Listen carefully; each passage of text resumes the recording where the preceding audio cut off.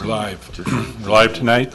Welcome everyone to tonight's Envision Yountville Town Advisory Group meeting and tonight it's Thursday, November 8th. We are televised and so thank you for attending tonight and watching the meeting.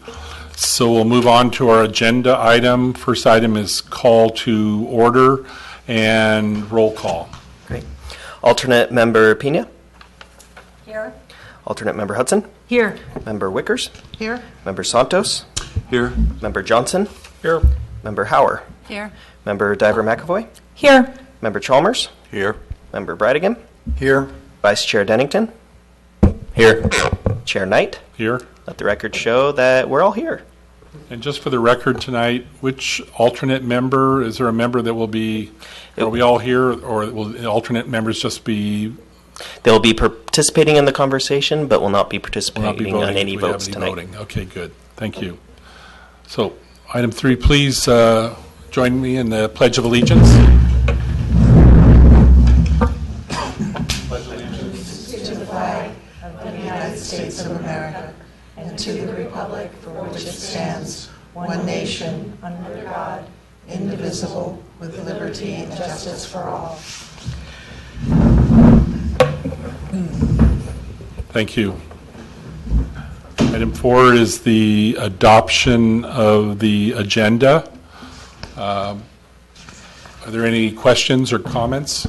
Is there a change to the agenda, or does this new presentation fit into the general agenda? The presentation is part of the discussion of land use policy options. So a slightly different format. So the only item I wanted to bring up, and maybe Carl could also speak to it, is that we have, in the last meeting we did create a subcommittee for the vision statement, and so we don't have that on the item, on an agenda item tonight, but if it will be covered next month. Yeah, so let's look forward to basically being agendized on the next TAG meeting. So The only thing I noticed was I was a member and I wasn't listed. That was okay. We'll get there. We're moving to adopting minutes in a minute, and so we'll make the corrections. Thanks, PJ. So item 5 is public comment on items not on the agenda. Is there anyone here that has comments? Seeing no one speaking to items not on the agenda, then I'll close public comment. And I'm sorry? We need to adopt the agenda. Oh, I'm sorry. We do have to. Thank you very much.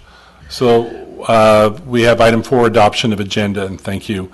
If there's no changes to the agenda, is there a motion to adopt the agenda? So moved. We adopt it?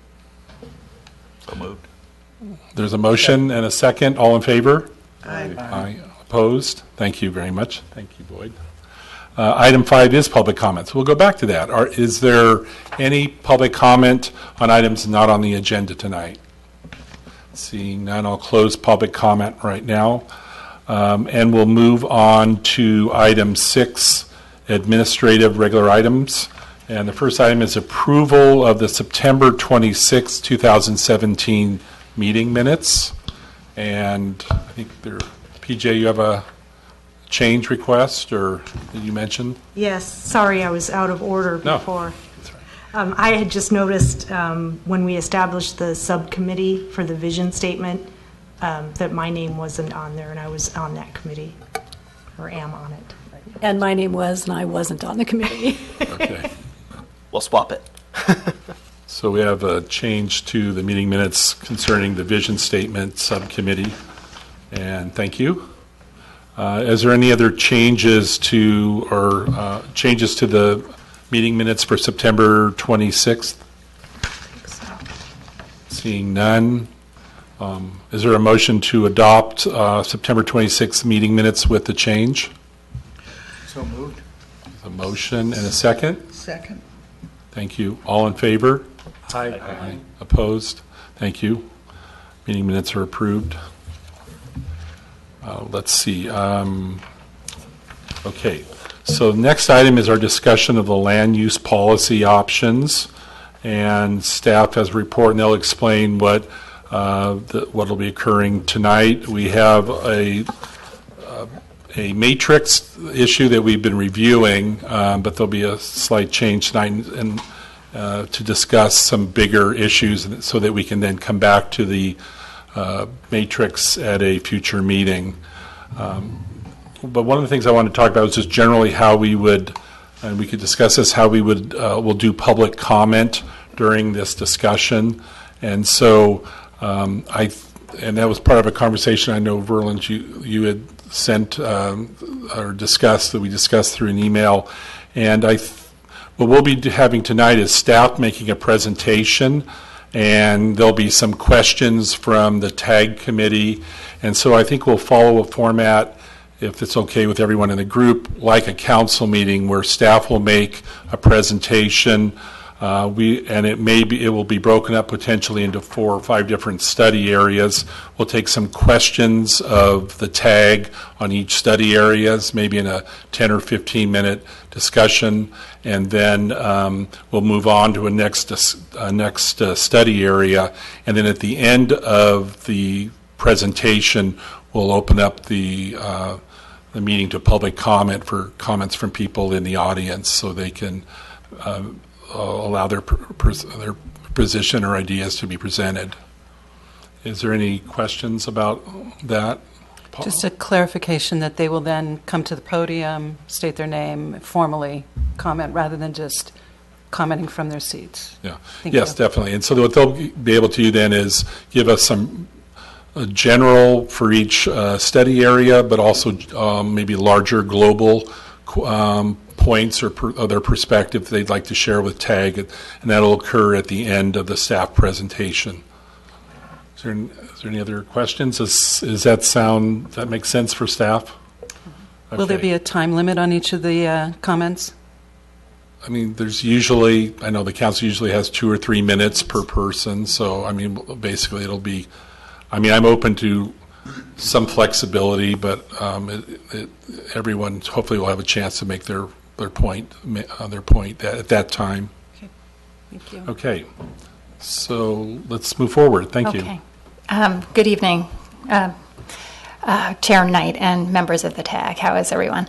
So as Chair Knight said, what we're doing tonight is a little different, and we're going to be, rather than going through the matrix, we've decided that we'd like to first talk about some big land use policy issues and some potential development ideas. And really, land use is a really big topic.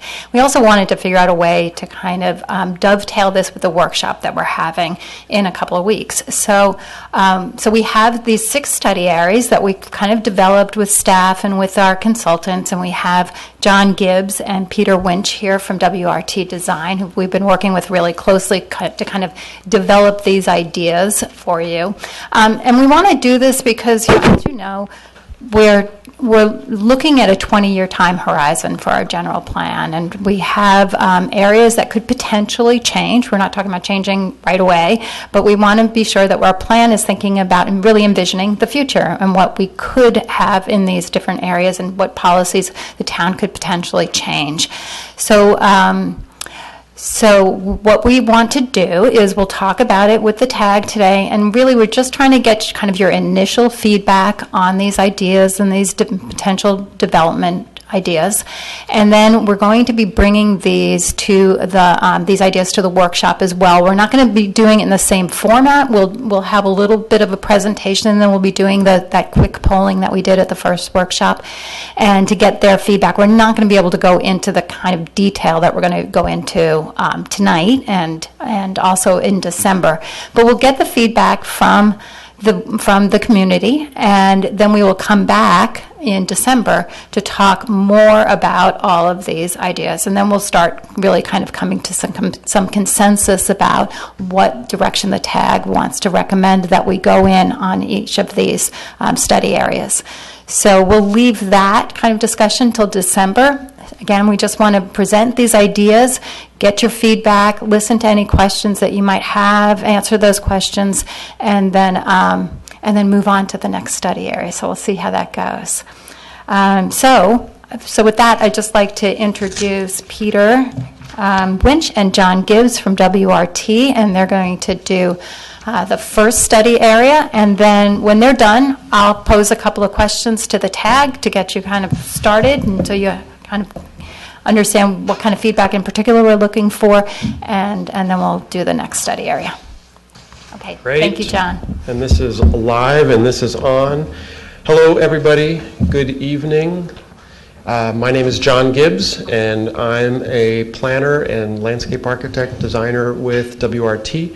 And Peter Winch is here next to me. We're going to be somewhat alternating as we go through some of these study areas tonight. And I wish that I wish the screen could be behind me, but I feel like I'm going to be talking to the backs of your heads as you guys are looking at other televisions here. But let me give a little introduction and preamble a little, and to echo, I think, some of Christine's important points. And that clicker. It's in the drawer there.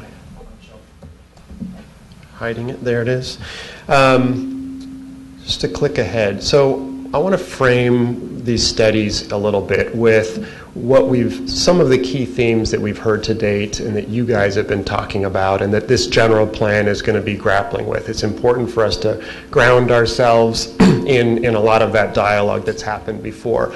So some of the goals that we've heard, maintaining a viable community, including young families, people of different ages, diverse backgrounds, and income levels.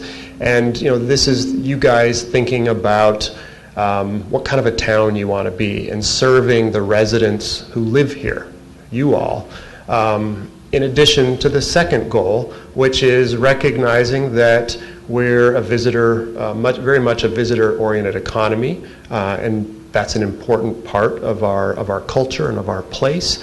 But also within that we want to be thinking about resiliency. We want to be thinking perhaps outside the wine box, if you will. How is our economy diverse, and the kinds of land uses, the kinds of physical planning decisions that we make help us achieve these goals, really improving, enhancing, maintaining truly the quality of life of Yountville residents. So within this, we have looked at a number of 6, in fact, different areas around the town of Yountville.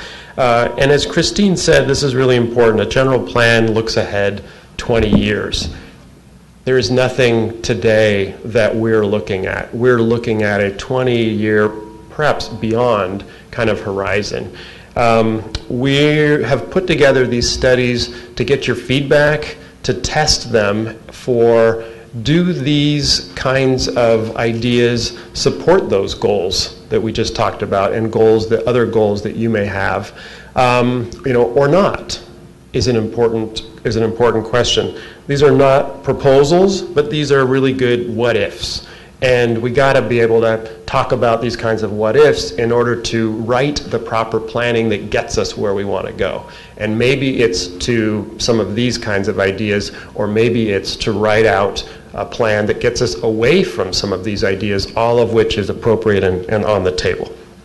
So with that, we're going to just go right into the first one, and we'll do these sequentially, so you'll be introduced to each of the 6.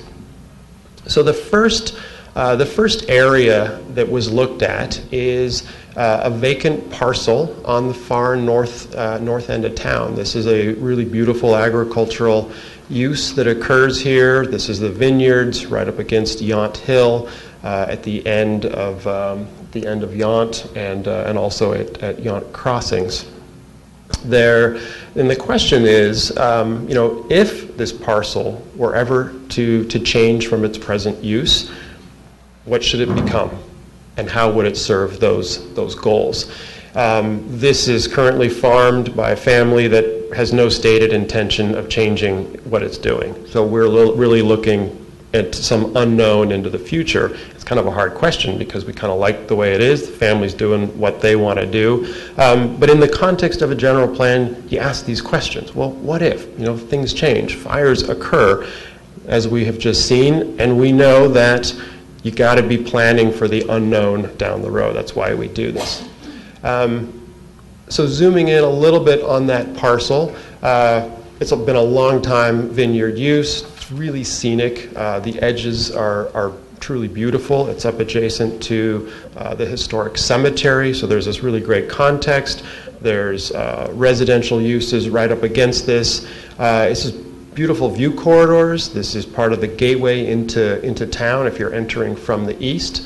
The property itself is zoned agricultural use, and that's truly what it is. It's within the city limits, not within the county lands. Within the county lands just adjacent, there is an agricultural conservation easement placed over it. So in fact, within the city zones, there is flexibility should the town and this general plan process decide to work within that flexibility.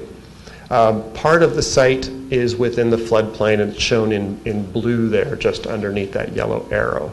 So just that gives you a little bit of a sense there. Potential kinds of uses, certainly housing, supporting the town's housing goals for families, multifamily kinds of uses. That's certainly an opportunity on the left. In the center, we'll show an example of more visitor-serving uses, the hotel, the resort type of a use. And lastly, certainly there's opportunities for parks, trails, those sorts of things on this property. It's 32 acres. It's quite a bit of area here on this parcel. So the first what-ifs, and you can tell these are not our design visions necessarily. These are simply cutting and pasting from other similar kinds of uses in order to see what fits on the site. So in fact, this is cutting and pasting the Solage Resort from St. Helena and placing it here on part of the site. So that's what that could look like. I don't remember how many hotel units that is, but you kind of get the idea of what those complexes look like. There's opportunities for open space areas within and certainly adjacent to the existing residential uses. The Solage, in fact, in St. Helena has multifamily housing, multifamily affordable housing built into its site plan, and that was also an interesting component to transfer here for illustrative purposes as well. So there's opportunities for that mix of uses. Within that floodplain zone on the east, kind of northeast side, this shows maintaining some agriculture along the edge, as well as potentially a new city park. This could be, a 5 to 10 acre park. It can at that scale, you can accommodate all kinds of things, dogs and sports and playgrounds and trails and all kinds of things. So this is just a very simple scale comparison of that type of a use. The next study says, okay, well, what if we really emphasized a housing use here? And this is cutting and pasting existing residential neighborhoods from Yountville, cutting and pasting them here onto the site for illustrative purposes. You can see a mix of single-family homes, multifamily homes, as well as the continuation of the same idea of within the floodplain, maintaining an agricultural zone, public parks, connections, and actually connecting all the way over to the cemetery. So who knows how a site plan might actually develop, but your gut reaction about, okay, housing, how does that fit, and how do we feel about potential housing on this property? This is a bit of a hybrid option in that it takes a smaller resort and the same Solage footprint, but at a smaller amount of it, and pairing it with some of those residential uses. So there's a number of permutations and hybrids that could occur here. The last study here shows a winery, tasting room, production kind of facility. This is in fact the Domaine Chandon that we all know here in Yountville, cutting and pasting that and looking at it on the site and getting a sense of, how do we feel about that kind of a use on this site? It's important to note that within the city's existing agricultural zoning for this property, that is a use that could be allowed here on this property, whereas the other uses would not be currently allowed under that agricultural zoning. So it's important to note here associated with this outcome. I think that is And that's so. Thank you, John. So, in addition to answering any clarifying questions that the TAG members might have, essentially our questions tonight are: we'd like to get everyone's kind of initial reactions on what they think about should we either maintain the existing agricultural zoning for this parcel with the potential for the winery and the tasting room that's already there on the parcel, or should we consider changing the zoning for the parcel? And if so, what of these kind of development types that were presented tonight are you in favor of? The idea of resort or housing, or a combination of resort and housing and park, or maybe something else that we haven't even thought about. So we're just kind of looking for your initial feedback on this for the study area. I'm curious as to what kind of an arrangement that the town has with the Palisa family, a long-term lease, evergreen, what is...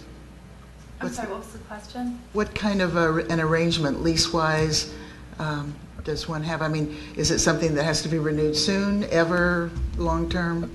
The parcel that we're talking about is private property owned by the family that farms it for as a vineyard. And they've expressed to us that that is really their long-term intent. They have no plans to change that now.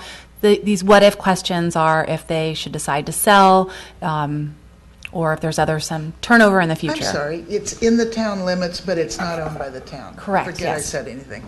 Sorry. Could you clarify what it means for it to be zoned agricultural? There's a certain number of uses that are allowed outright and others that are permitted by use permit. And in the agricultural zoning district, you can conduct agriculture of any type, including the vineyards you see there. You can do a home associated with that operation. And I won't be able to list all of them for you. We could look them up. But then you can do accessory uses with a use permit. So a winery is an accessory use to, or other manufacturing type facility to the ag and growing operation. It is really tied to a very limited number of uses that are permitted, more so than any of the other zoning districts. You really can't do other commercial operation there or anything greater than a single residential unit. Thank you. You know what, we should have mentioned that if we were to change the zoning district for this parcel, what's there now becomes a non-conforming use, which means that it can stay as long as it wants to. It would only be if there was a desire to redevelop the parcel, then it would have to be redeveloped according to the new zoning regulations. Do we have the option not to change the zoning now, but have an allowance that it could be changed in the future? I think that's really the point of doing the general plan, is to kind of consider these issues now and articulate what the community wants for that parcel now. I mean, it can always be changed in the future, but really that's why we're taking this issue up now, is to kind of determine what we want to do with it at this point in time. So if it was changed to either resort or single-family dwellings or some other thing, would that potentially be more attractive to the people that own it for potential division and sale of that, because it might be worth more than it would be as a separate agricultural piece? Potentially, yes. We don't know exactly the value that's put on residential or resort or agriculture. We do know from discussions about the value of agricultural land in the county that it is some of the highest priced land out there, so I'm not sure exactly what it would do for the marketability of the parcel. Mm-hmm. Can you estimate for us, let's say as a hypothetical, that 5 years from now that family decides to enter into some sort of discussion to sell? What other agencies have to become involved, like Napa County, beyond the city or town of Yountville? So what other agencies become involved at this point? I mean, is there a CEQA done? There must be some sort of environmental impact study if there's going to be resort or developments. So what kind of time horizon is that on? Are we looking at 5 years after they decide that now they're a go, or what is the normal type of confluence there with everybody? Well, we're looking really at a period of years, could be many years, potentially even 10 or so when you're talking in the scope of project like that. First of all, it does require CEQA review, that's California Environmental Quality Act, and a project of this nature would require an environmental impact report based on the fact of such a significant change in the use from one to another. It is located within the town's jurisdictional boundary, so the town would have ultimate land use and other approval authority over it, but we wouldn't be the only ones if it was to be a hotel or any food-related use. The county Department of Environmental Health is involved in the review. We would route it for consideration potentially to Fish and Game and other parties because of the location of the floodplain. And it's really through that environmental review document that the notice of the potential project goes out there and that all interested parties are brought together to comment on it. It takes a long time. So that's the early part of the project, and then just the conceptual development and review as it goes through the planning process here. So it can be challenged over time, which prolongs these type of things indefinitely, perhaps. I would say it's not indefinite, that a challenge could be addressed administratively through the draft and final environmental impact report when questions are addressed and answered and satisfied as it moves forward. If the project is ultimately approved, parties could challenge the adequacy of the environmental impact report, and you often see projects end up in court. So that's another route it could take. It's a big, complex project that could have so many different outcomes, but there is a heavy level of review over it the whole time. I think, I'm sorry. No, I would, for my own clarification and remembering, now, on the opposite side of Yountville Road, same side as the cemetery, there is that small agricultural plot that is planted in grapes between the cemetery and Yountville Hill. Is that outside of the town limits? Yes, it is. So that small plot does have no bearing on any of the decisions we would make? Right. It's located in the county of Napa, so we have no jurisdictional authority, and it's not part of our discussions. Okay. Is that small plot part of the ag preserve? Yes, it would be.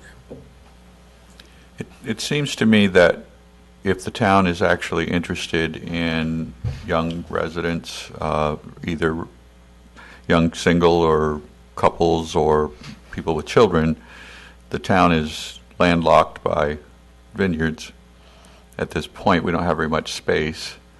I think the only two spaces that are available for expansion are the north part of town and the south part of town. South part of town being a smaller section and north. So it seems like considering a housing shift in zoning might be worth looking at. I have a question just to clarify. Did a similar situation occur at the Bartizono property? Was that previously zoned agriculturally, and then it's, correct me if I'm wrong, it's planned development now? Yes. Is that blue? So that was color? before my time, so I don't know the full history, but I would presume, based on the fact that it's PD or planned development, that the zoning was changed at the time that parcel underwent all those changes. At that time, the property was zoned residential with a swath of land between this potential residential development and the community center for office space.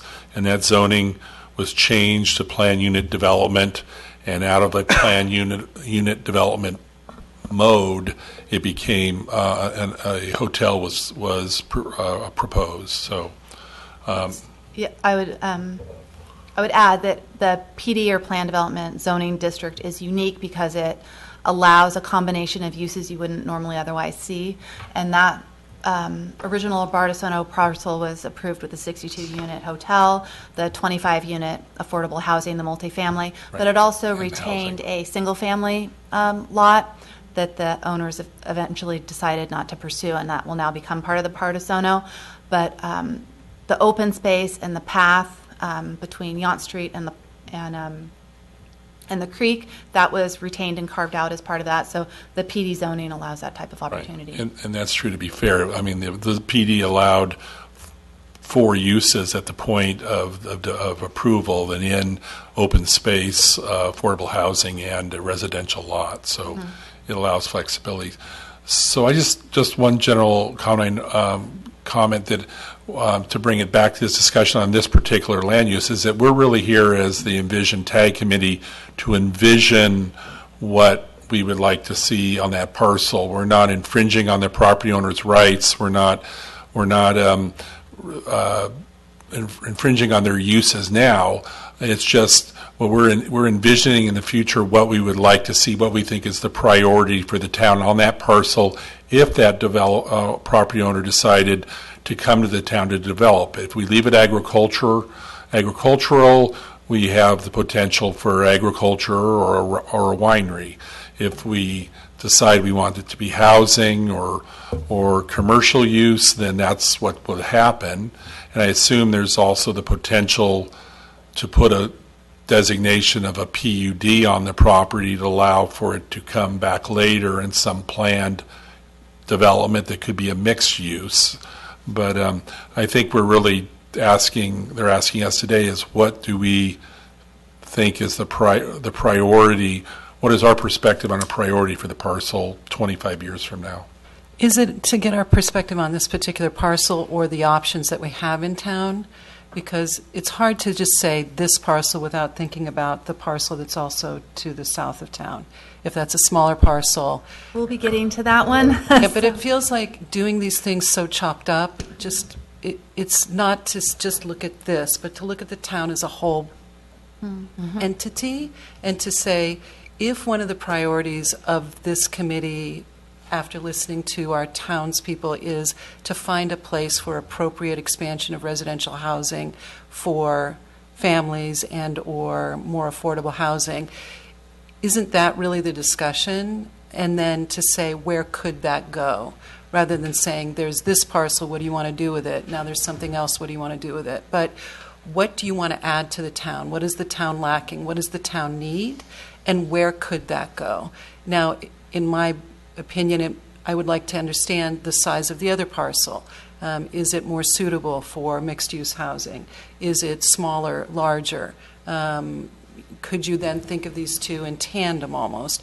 This could be for one, and that could be for something else. But I think the discussion is, do we want to find a way to add housing to the town as a group? And if so, where would we want to find a place for that housing to be, rather than what do we want to do with this plot? It's a little bit of a twist. Yeah, and you make a really good point. And that's why we are going to be going through the other study areas, and that's why we want to bring this back. We want to bring it to the community. We want to bring it back in December so we can think about it more holistically. It just seemed that, at least for tonight, that it was, rather than going through all of it, and then we would not be able to remember where we were in the beginning. So that's why we're doing it this way, but I totally appreciate what you're saying. I like the idea that we're trying to get up out of the weeds, which I think we were kind of mired in details that weren't appropriate for this group, but it sort of is a discussion of what do we want? Do we want to add housing to this town? That's a big discussion for us as a visionary group.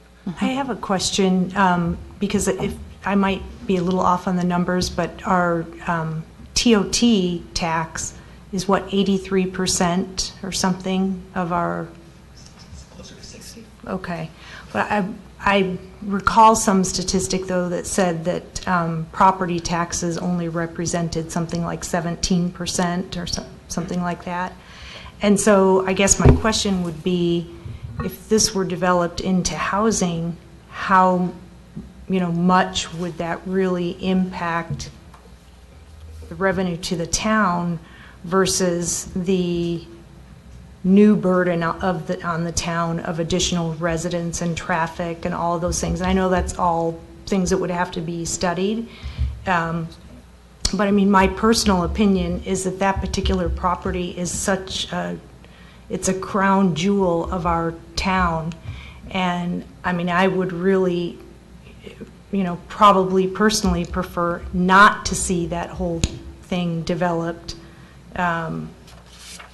especially as a whole. I mean, and I think about all the homes that border along there, and that would be detrimental potentially to the property owners that do live there.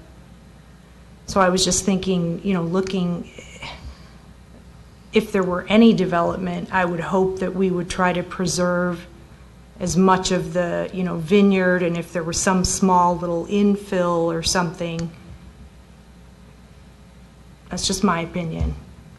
I would agree with Liz. I like her sort of tactic of looking at the whole town and then coming back and shaping, whatever vision we have. And the reason I say that is because, when you talk about affordable housing, I don't know that we've defined what that means. And if you put a time horizon on affordable housing of 10, 20 years, I think the community has a right to know what we're talking about. And so I think you made some really great points and I agree with, but I think there's other definitions that have to come as we try to analyze, some kind of housing development plan in the future. I think we have to move on, but I think it's not what I would probably say is what Liz has said is I think there's different ways I think we need to look at this, and I think you either look at it, from a perspective of each parcel or just the general concepts. And I think what we should do is look at tonight's presentations is we should definitely make comments as we go through these five or the remaining five, but that we realize we're not really making decisions on any parcels, but what this is giving us is the general big picture breadth of points to discuss at later meetings to get down to the ideas of what does it mean about housing in the community and where should it be, but take in this presentation as an opportunity to give comments to the staff, but to realize we're not making decisions tonight, we're just reviewing the big parcels in town and how do we take all these nuts and bolts of the objectives and bring back suggestions to the town council. So if there's no other, is there other comments about this particular one? One real quick. It just honored the subject of what we're discussing. How many designations can we apply? Is it we have to decide that this area is going to be this, or can it have multiple designations? Or do we have to have one designation for this property, one designation here, or can we have multiple? I think because we're talking about it at the policy level, we are looking at a broader, more loosely defined set of goals for the property than we'll zone this area primary commercial and this portion mixed residential. It's more understanding what ultimate uses would be of interest. Thank you. Well, kind of a couple part questions. You said earlier in the presentation that it could be family dwellings as well as hotel. So that's sort of two different kinds of uses, right? Mm-hmm. So let's say that it was zoned for that. But then you also said that it could stay agriculture because it is agriculture. If it were to be sold by the people who currently own it, could the new owners leave it, if it had the new designation, could the new owners leave it agriculture as well? They could, yes. As Christine mentioned, it would become legal non-conforming. So as long as it's maintained as it is, it could stay. Even if it was under different ownership at that point? Yes. And they could even make changes to it, smaller changes to maintain and use it as the ag that they're used to doing. Could they build a winery on it? Mm-hmm. Yeah. Not under the rezoning of it, no, or the new designation. So it would have to stay as it is if we changed it, but if we didn't change it and it was sold, there could be a winery on it and the ancillary things that come with it. Mm-hmm. Okay. So the question was made about potential combinations such as the resort housing mix that's up there. The Bardessono one is a good example of that. With that planned development zone designation, it's in there as a hotel resort and some housing mix in there. Policies can be written for a specific parcel that says it's zone plan development with an emphasis on these uses. Something like that is Right. how you would go around making a decision like that, if that's the interest. So in some ways, by changing it, it protects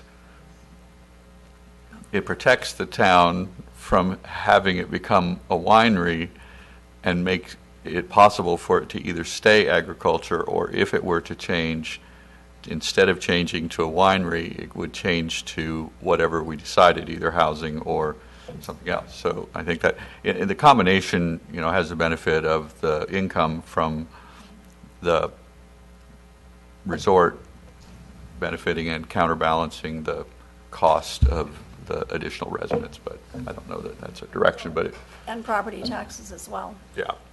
So this kind of begs a whole different question. So I listened to everybody's comments, okay?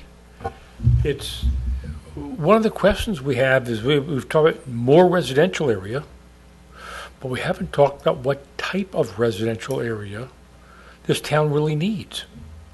And on a conversation I had outside of this meeting, what got discussed was, well, at the way prices are going in this town, what kind of families can afford to buy a house here? So now we're talking about some kind of price-controlled housing, assisted living, whatever we want to call it, okay? And is that where we want to go?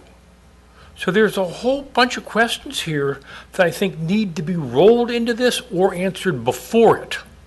As I hear people talk about different uses for it, it begs all these other questions. And maybe this is what this whole process is all about. But you're envisioning. Yeah. But part of that also has to do with supply and demand. So the fact that we don't have any additional housing also is partly what's driving the prices. It's not the whole factor, but it's part of what's keeping the prices where they are, I think. I think if we put it as an open market item for retail property, it's going to go through the roof. Let's move on. Let's go ahead, and unless staff has another Well, comment. I thought I could share some information for comment. It might be going too deep into the details right now. But when a property develops into a commercial use, impact fees are applied on the use, and one of those is an affordable housing in lieu fee. It is very, very significant. And using the Bartisono as an example, the owners at the time decided to set aside that affordable housing parcel and develop it themselves rather than pay the in lieu fee and work with Napa Valley Community Housing. And they were very community-minded and affordable housing-minded, so that went above and beyond what their in lieu fee would have been. Down at Hotel Yountville, the 25 units were gained instead of paying the in lieu fee and were used. They were intended for workforce, employee housing. So those are examples of how we can get affordable housing. If it develops as a residential area, I'll use Stag's View Lane as an example, and there are affordable housing incentives if you develop a portion of that as affordable, and so we do have a fourplex there. So that's how the town over time has woven in affordable housing into its housing stock. We have 100 units, which is a significant number. And then just the last comment I'll make is that the town does update its housing element every 8 years. We're required to by law. We're in a 2015 to 2022 or 23 period right now. And we have to identify areas for potential housing. This is not a parcel that was designated. We had enough area to prove to the state that we could accommodate that. But as the years roll on and we have less and less land, that's something that we do have to address moving forward. So some of the issues that we think of in terms of my department. So I hope that helps in talking about what this bigger picture of housing, what does it mean for the whole community? And I think that's really valid. And what we're doing is trying to present the options as we see them based on the real built-out nature of this community and how few options there are that could spark the conversation. But it's very definitely strongly heard and may help how we reshape this. It would seem that we are interested as a group in finding a way to add housing to the town. I don't know if that's a fair statement, but it feels like in some way, shape, or form, and I don't know how many or where or what, but it feels like that's a continuous discussion that comes up. I don't know if anybody feels differently about that. And in the future, there may be some really interesting housing options. You know, things have changed to tiny homes now, and some interest. There's been container complexes that look pretty good that people have been able to do that have been pretty affordable and so on. So there might be, and particularly interested for upwardly mobile young people in that group that are interested in it. And there may be other kinds of approaches that come up in the 20 years that are ahead of us that might be able to use space. I think we have to move on to the next item, but I think it's generally what we're thinking about on a parcel like this or one of these issues is what do we want to see in the community in the future, and how important, as Liz said, how important is families, and what does a community mean if our choices are, you know, wineries in a valley of wineries, or resorts in a community that, you know, where we have a certain quantity, and what is our priority in the future. So thank you. So I think we're moving on to the second study. I'm Peter, I'm with WRT as well. I want to be close enough so that I'm heard, but not so close that it's reverberating. So hopefully I get this right. The next study, sure enough, as I think we began to get into, includes that property at the south end of town. So it's a similar property in a certain way. It's an agricultural piece of land, what we're calling here the church property. It is different in the sense that it's right now already zoned for residential development and has been identified as a site for potential future housing. So we wanted to look at that. We wanted to sort of open up the conversation around that site a little bit differently than it's been done in the past, and bring in the adjacent Gateway mobile home community into the discussion, knowing that it's an important neighborhood and that it's a sensitive thing to discuss, but also recognizing that taken together, those two properties could present some opportunities for the town that do speak to some of these goals that we're talking about today. So I want to walk through that and get your feedback on that.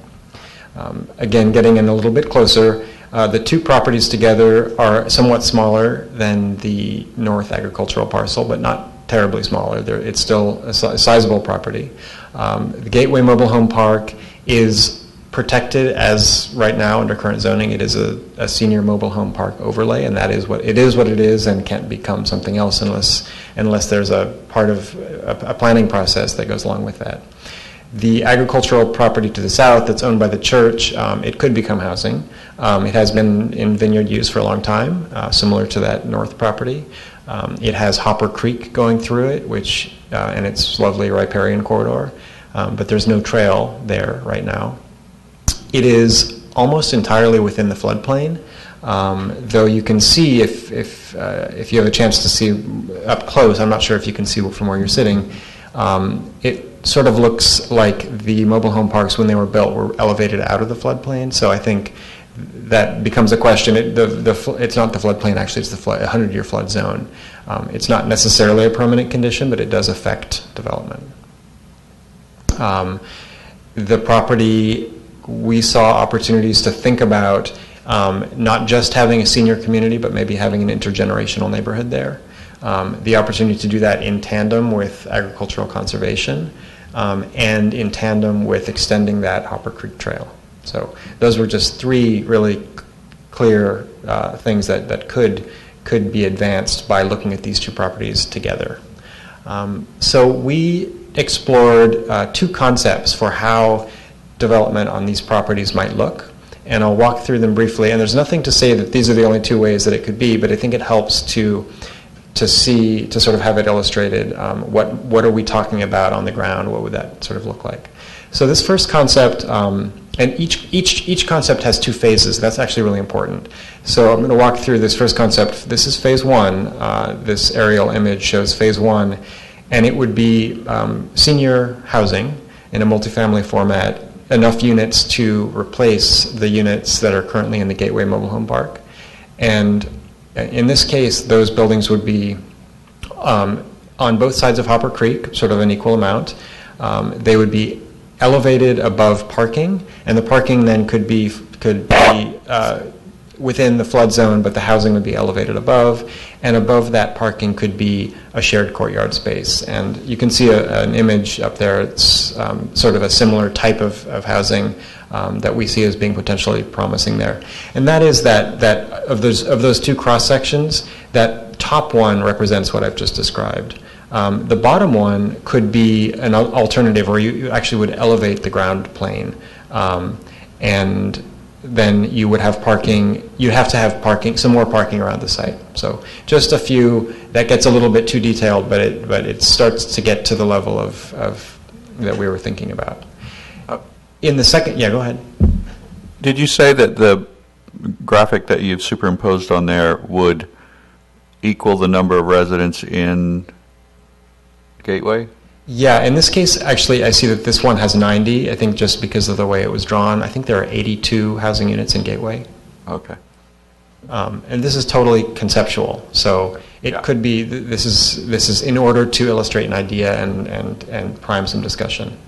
So the second phase would be that then would open up Gateway to become a family-oriented housing neighborhood. And we envisioned sort of how townhouses could be sociable with stoops and have common play areas and have that public connection, that public street that would go along the edge of the property with a trail and views out toward conserved agricultural land. We then came up with a second concept, which is the same two components in the same phasing idea of first replacing the senior housing in a new format, and then second going to the Gateway property and changing that. This case is a little bit different because it puts those two components of the neighborhood in closer proximity so that it maybe feels a little bit tighter, like more of a neighborhood. The intergenerational idea that I was getting at. And it also, it preserves a little bit less agricultural land on the east side, but it would preserve more of an agricultural gateway along Washington Street. I think that is our study, and I appreciate also the idea that looking at these two together is meaningful because it helps to understand these really are the two sort of larger potential development sites in Yountville. So to think of them together is helpful. So just a couple of points. So the multifamily development that's there, I think Peter did make this point. That is what's currently allowed because it is zoned for multifamily residential development there. And so that is kind of the number of units that is already currently allowed. So what we're really looking for, we just wanted to kind of explore a couple of development options here, potential options. And we wanted to really kind of ask this question about the mobile home park. I mean, should we consider a new use for the mobile home park and in order to have kind of a greater diversity of housing types and also to have some more housing that would be available for families in town. So we just kind of wanted to get your reaction about these ideas here. I have a couple of questions. First of all, what happens to the displaced owners of those units? So that was kind of the concept with this senior housing, that there's enough units in those multifamily units that they would be available for those people to move into those homes if they chose to. Okay. And my second question is, does the owner of this park and the land have any kind of say in this? Well, it's up to the town to change the land use designation and the zoning designation if it chooses to. Again, it would be if the town did decide to change the land use designation, the existing mobile home park becomes a non-conforming use. So it can stay. It's legal non-conforming. It can stay until, if in the future the property owner decided that they either wanted to develop it on their own or to sell the property, it could be at that point redeveloped. Okay. And then couldn't a third option be to leave the manufactured home park alone and then just develop the Absolutely. Yeah. other parcel? Because that wasn't really discussed or drawn, so it's kind of hard to get a concept of what would be possible if that were the case. One of the reasons that wasn't shown up there as a concept is because that's what it is right now. because that church property, as we're calling it, is already zoned as mixed residential, something like this could be developed and you just stop at phase one. That's an opportunity. Could you reference again phase one and how many units that is? So on both concept 1 and 2, they were both two-phase projects. It would be just this little thing here while leaving the Gateway Mobile Home Park as it is. And it's either 82 to 90, but again, that's a conceptual, just ballpark number. So in fact, we do have space in town designated for the possibility of 82 to 90 housing units.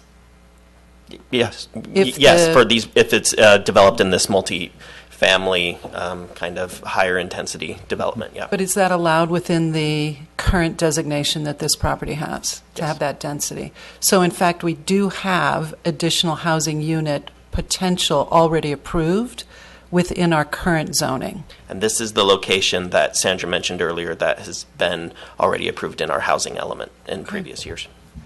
What about the remaining part of that property? Is that not able to be developed? It is. The zoning, I'm going to take a step over to the zoning map here. Yes. Yeah. It's this little... This is the big ag parcel we're talking about. And this is the church parcel. It goes all the way back, all the way towards the rear of the mobile home parcel. So they're just showing a partial development, but that whole parcel could be developed? Yes, because it's just a conceptual drawing. It could be... So it could be 100 plus units in an appropriate density. I think that it's mixed residential, is that right? Yeah. I wish I had the acres of the church property in my back pocket, but I don't remember. But I think that mixed residential is it 8 or 10 units per acre? I think this gets close to what the limit would be.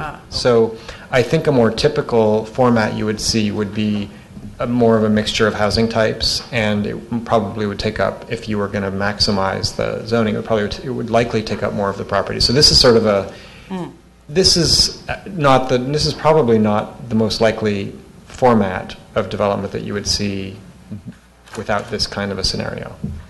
But if I remember right, you have more of a flood zone issue the farther east that way you go.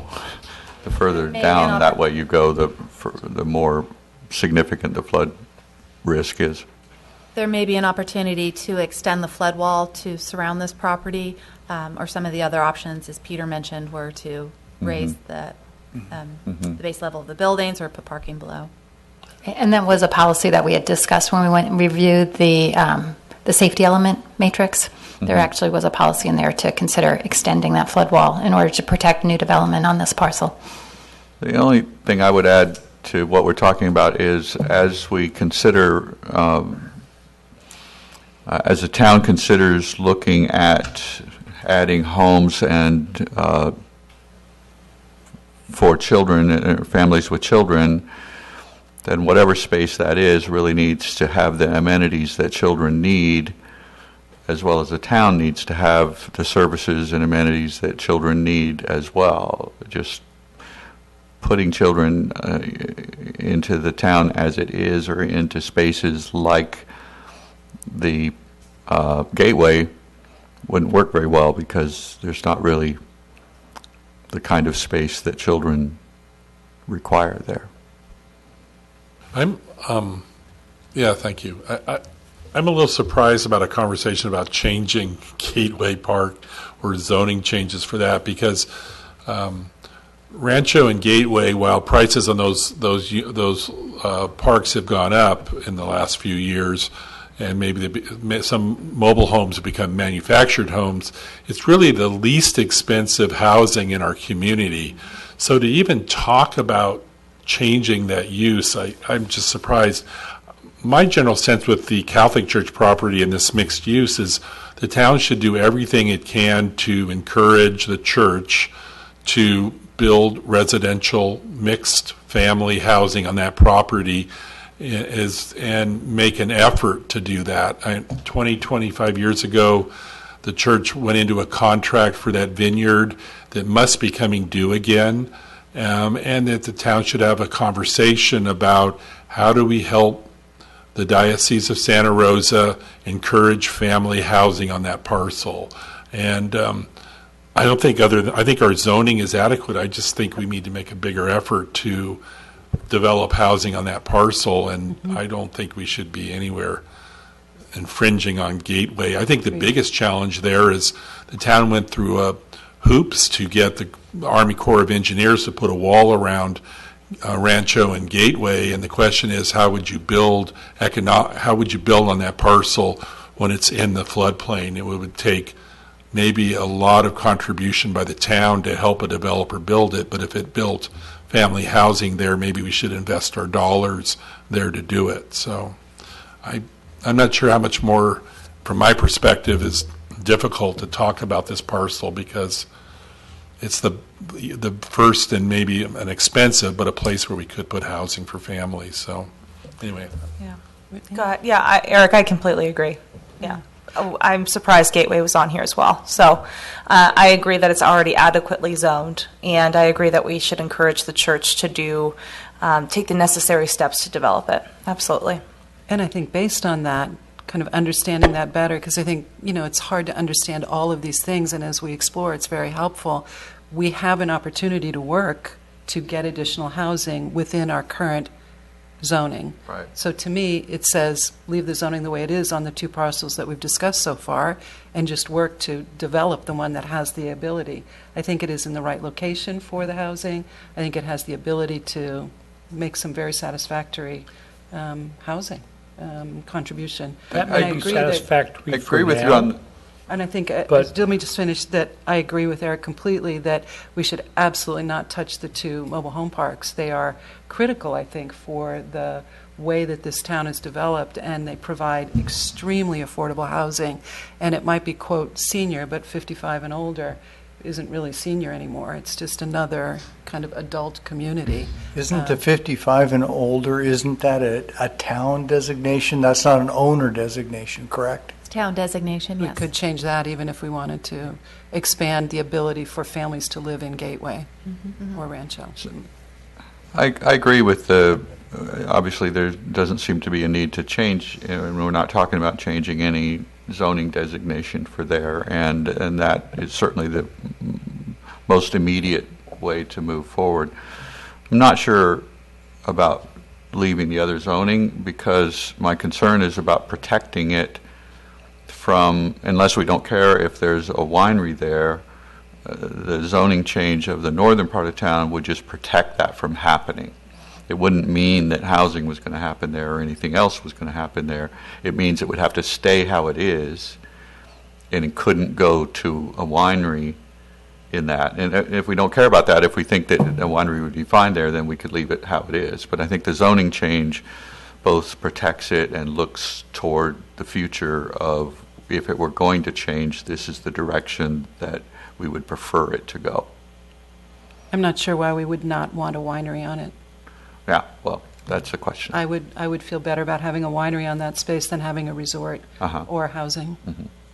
Because I think the kind of the view corridors, the agricultural view of it, I think it is beautiful. It is a crown jewel, as PJ said, and we should try and... Could the current owner of the north end, could they put a winery on it now? Yes. So, okay.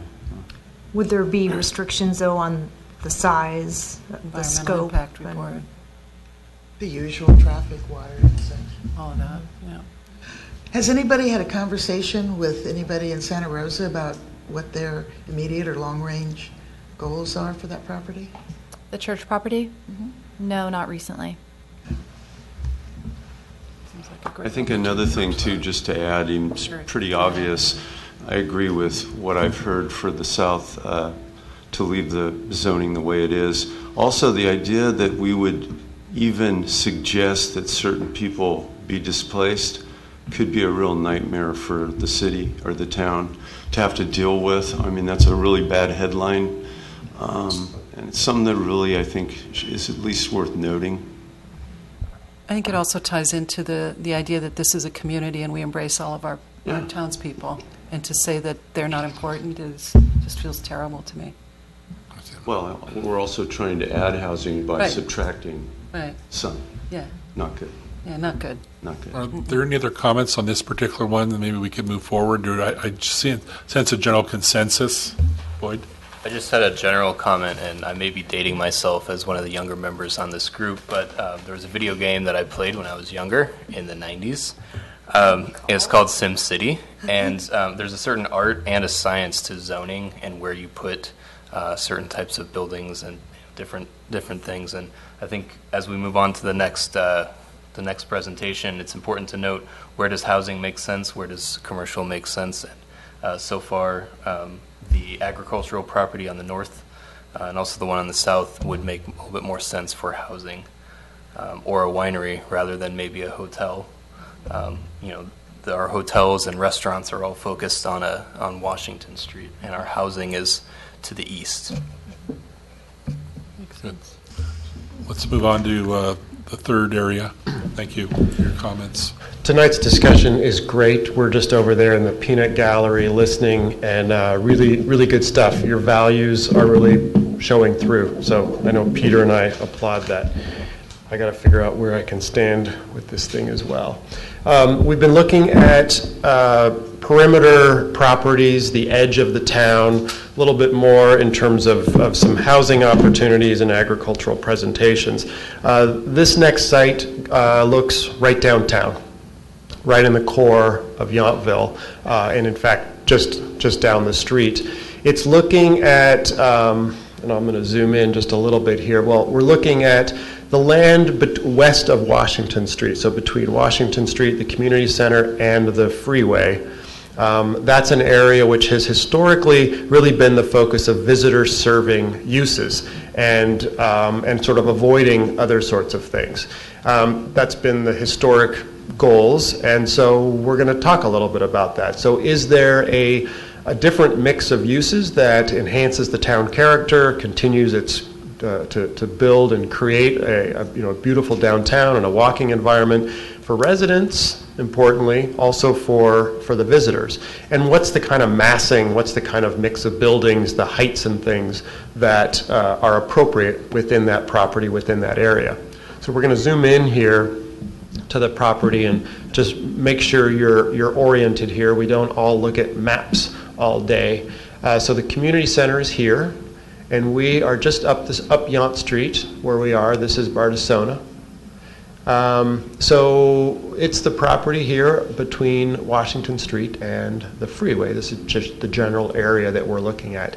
In some of the things that we've mapped on this diagram, we've mapped in red many of these kind of well-defined and active facades and edges along the street corridor. So community building, of course, has its edges. There's a little target here because that's a really kind of an interesting active space. Bouchon, just up the street, built a little closer to the street, has cafes, has windows and awnings, has outdoor seating. There's a lot of nice activity there, and just a little bit to the north as well. The other side of the street, a little less so. There's I think this is the old station. And what was the name of the current use? West Pacific Blues, and now it will be Platform 8 under construction right now. Yes, right. So Platform 8 coming here. Great facade, nice front porches, and kind of some active edges. They're beautiful lawns. We've marked in red dash a few places where, okay, there's parking lots. Parking lots there, parking lots there. And in fact, there's a beautiful planted edge. We've got nice street trees and a nice sidewalk. This is pretty good, but we can also start to think about what could make even a more engaging edge there. So a couple of things that we're looking at. In terms of some of the pedestrian access and pedestrian connections, focus mostly here, coming from the Villaggio to the south. There's a walkway through the center of their property. It connects through the parking lot, connects up to the V Marketplace. All of its ancillary open spaces are really important. Parallel to the freeway, of course, we have the Vine Trail and a couple versions there moving parallel to the site. Historic buildings include the V Marketplace as well as the building with the future brewery that we talked about. So that's kind of the lay of the land, and what we're looking at is we're really kind of looking right within this heart at a couple of different opportunities to provide some infill and look and see, are there other kinds of uses, both expanding visitor uses as well as more local serving uses, that we have an opportunity to start to bring into this area. So we've looked at some social spaces, we've looked at some important view corridors, and there was one on the previous map here that I didn't call out. From the end of Mulberry Street, there's an actual deed restriction and a legal description of this view corridor. It's important when you're in the downtown to be able to see out to those surrounding hills. And that's really an overlay that's imposed upon that property. We think there's other views, and in particular, this view past V Marketplace. So from this camera angle, we're standing on Washington Street and we're looking out at those distant hills. I think this is a really important view to capture, and we think there's ways to do that. And we've thought about buildings and forms and massings, and we'll start to share some of those things. So this is kind of an interesting little what-if scenario. So looking right now at that same area, you'll see in the magenta colors some different locations, take out parking, put back a building. So there's some areas to the north, as well as the areas here just south of the V Marketplace, and the creation of a parking garage, because, right, we need to expand perhaps parking in the downtown area. We need to replace parking that we're taking away as we're adding these other uses. So this explores, what if there was a more centralized parking facility in the core and in the downtown of Yountville? And what else could we get out of some development identity here? There's not only, we've added the arrow here, looking out with our back to Washington Street, looking out to the hills, but there's another interesting view, an important view as the town is experienced from the freeway. And just as you pass the Villaggio, you get to about this point, there's actually some nice views into the town. And so you see the marketplace. What other roof lines and things would you start to see? You know, you would want to be sensitive to those kinds of things. So we're going to zoom into a couple of these areas. So here, this parcel to the north, you know, pretty easy. Take out a bay of parking. You could put in a collection of buildings. They have some courtyard space. The Stewart Cellars right here in town is probably kind of an interesting model for that in terms of scale. Bringing the buildings a little closer to the street. You have a nice wide sidewalk. You have some benches. You know, kind of an engaging environment for evening strolls. So that's kind of one option. The height here is the same as Bouchon across the street. This is a one-story building. This all falls within the current height limit. There's also opportunities to look at two-story buildings, still conforming to the current height limit, but a little bit taller here on Washington Street. But by doing so, we're starting to introduce an upstairs, which is less of a visitor serving, less of a retail kind of environment. Could be more of an office space, could be medical offices, dental offices, and therefore more local serving kinds of uses. And that's not to say you could have local serving uses downstairs, but those upstairs spaces do start to lend themselves for more of a mixed use kind of a building. And there's some, you know, cool examples of other buildings. This one from Glen Allen showing what a two-story building looks like. I think you guys all know what a two-story building looks like. We'll move to the south now, and then, so here there's a lot going on. So first of all is just talking about these, kind of this complex right here of buildings. So we showed that there was a parking garage, and we're showing this as a two-story garage with liner buildings on either side, because nobody wants a big parking garage sitting in the middle of the town. So how do you integrate that into a mix of buildings? Really becomes, we think, an important design question in order to ground and to place such an element within the center of the town. We show 2 levels of parking, but on the ground floor, we've just put this out there to say, what if the lower floor was actually a taller ceiling? Because in 50 years or 100 years, I think somebody here said this, are we still going to have parking garages in that timeline? You know, things are changing, maybe we don't know. So what if that was a taller floor plate so that it could be adapted to other uses in the future?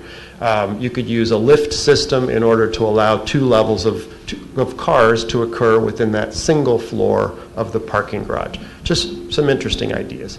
The building here adjacent to the V Marketplace, this might be more of an active use, could be more visitor serving or could be more local serving, but regardless, a more active retail-oriented kind of a use, versus the building to the south, it could be more of an office kind of a use, and these show 2-story buildings.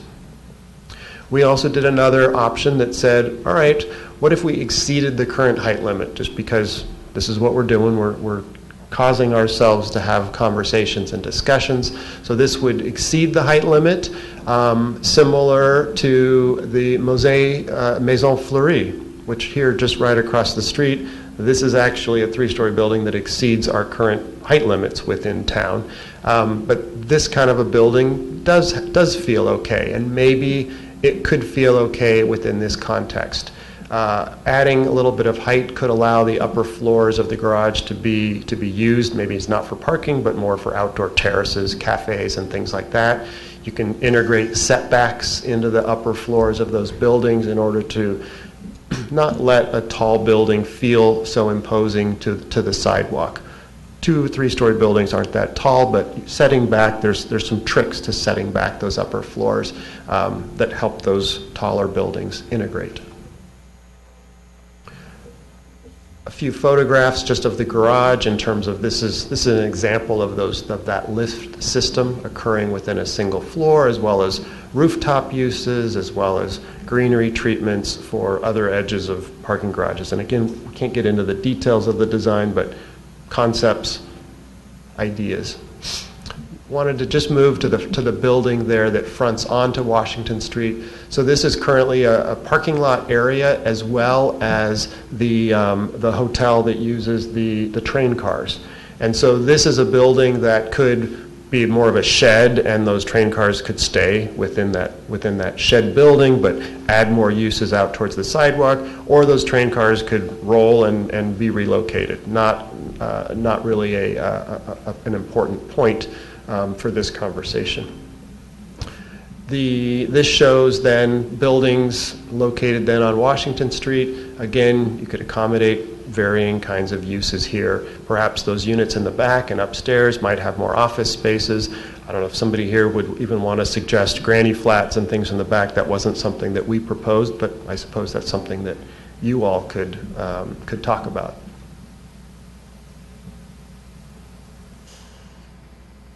Okay, so again, we wanted to get the TAG members' initial reaction to some of these potential development ideas.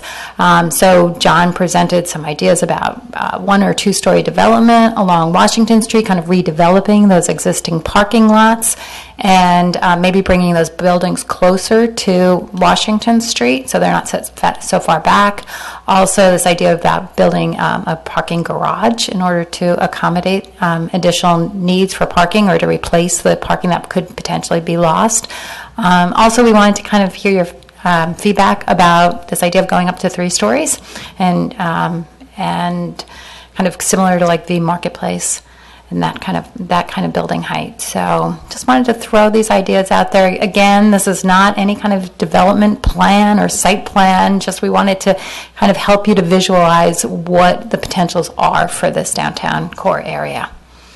One area where I have heard from a number of residents about a shortage is office space. We have a tremendous amount of first floor retail space. You don't want to use a first floor building for office space if you can use it for retail. Retail makes more money. But there is a need for office space. And I think going to a 3rd story, if it can be done in such a way that it blends in with the character of Yountville, has a lot of options, a lot of promise.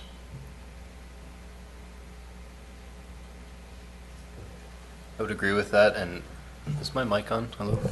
I would agree with that comment, that we do need office space. We do need to think about 20 and 30 years from now, what kind of changes are we going to make. And I want to go back to the first workshop, and we got a lot of feedback on building heights, and it was pretty unanimously that folks were against it. I think, and I hope that this type of presentation is at our next workshop, because I think if people can see this, it makes sense to go 2 and 3 stories if you do it the right way.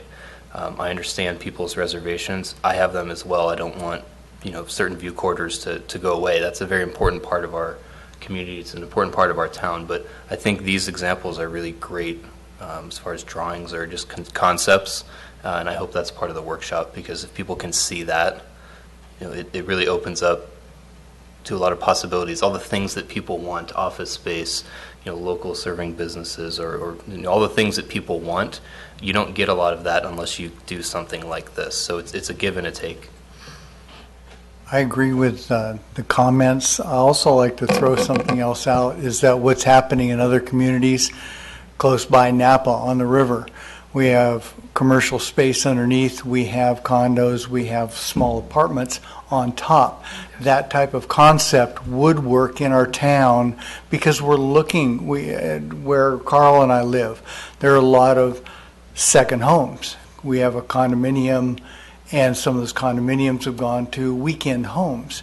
You provide an opportunity for people to have a vacation home, a weekend home in the downtown area, and you're providing a lot of those different things. And as a designer and builder, you can preserve the corridors, you can preserve the look, and have some unique, opening our town up to unique buildings, which I think we are doing a little bit architecturally, adds to all those things. I would agree also. I think that the idea of, when you hear at having 3-story buildings, it's the idea of mass rather than the 3-story, and the way that these are pictured is very helpful, because they aren't massive. When you say that Maison Fleury is a 3-story building, I don't think that, because it has multiple heights, it's not mass, it's got beautiful gardens, things like that make it not feel like a big imposing building. So I think that was very helpful, rather than just saying, do you want 3-story? No, I don't. Really helpful. I think the other point is that we don't have a lot of retail space, in my opinion, actually. We have very little retail space. The retail space we have is mostly tasting room space. And when you look at V Marketplace, the second floor is not good for retail space. Having to walk upstairs doesn't really help people go shopping.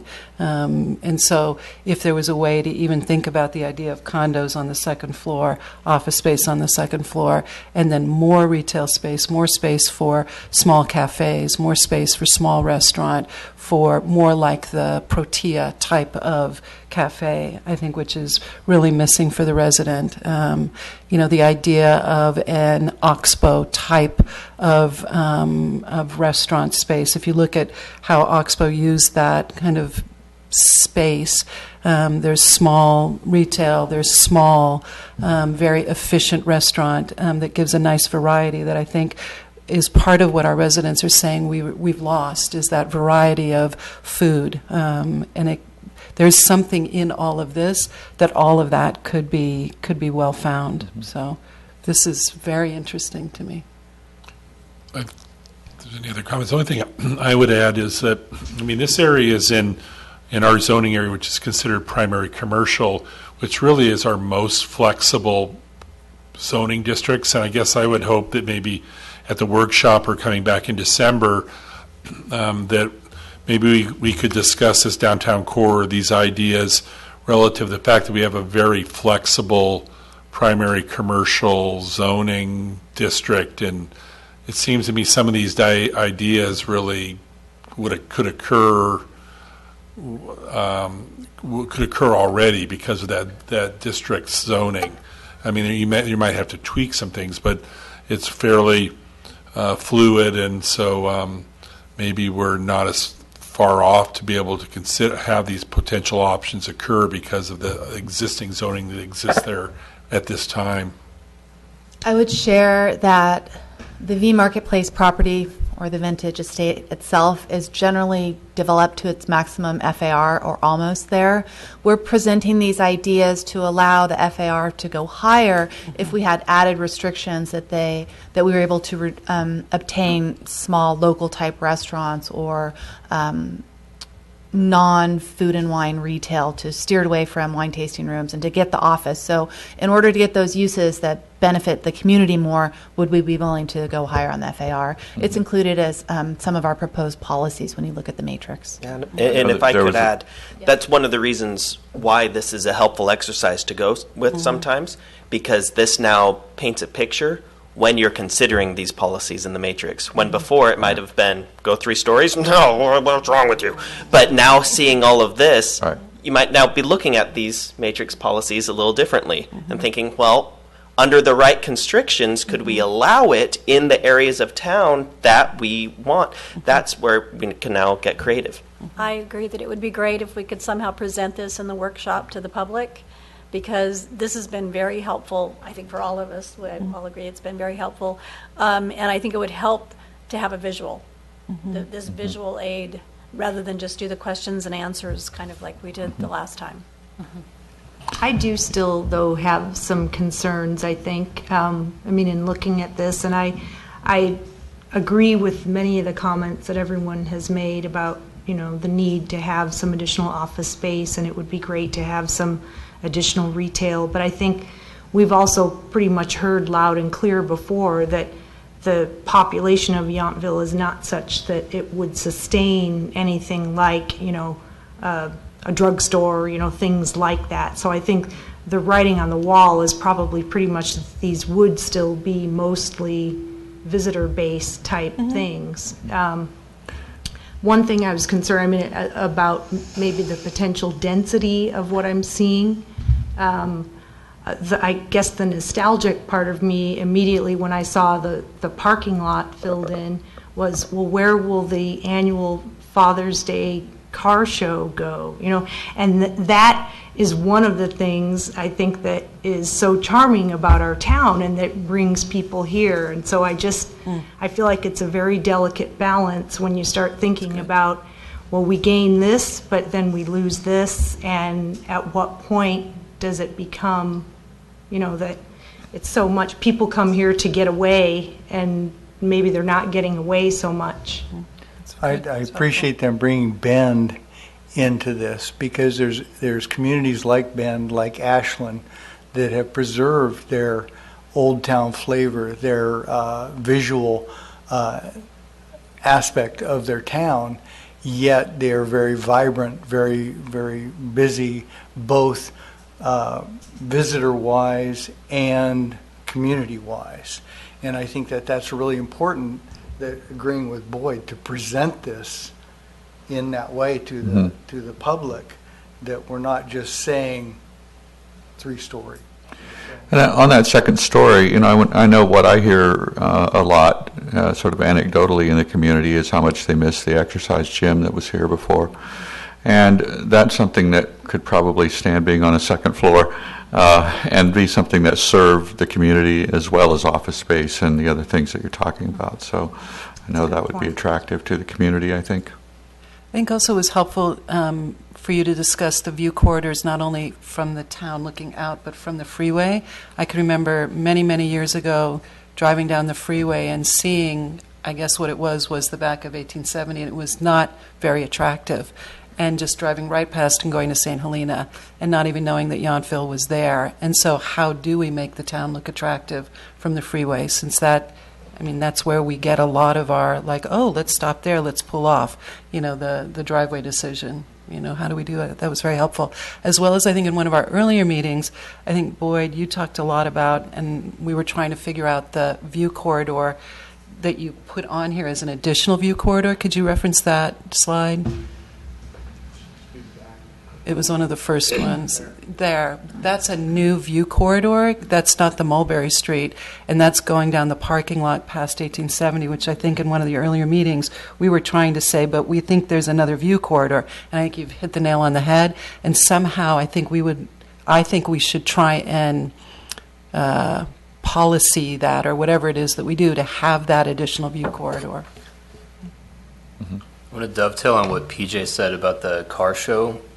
I think at the workshop it would be really beneficial to hear from the public, those who are opposed just adamantly to 3 stories, why, and so that we can address what those concerns are specifically. You know, are we concerned about the car show? Are we concerned about view corridors? I think it would be good information to have.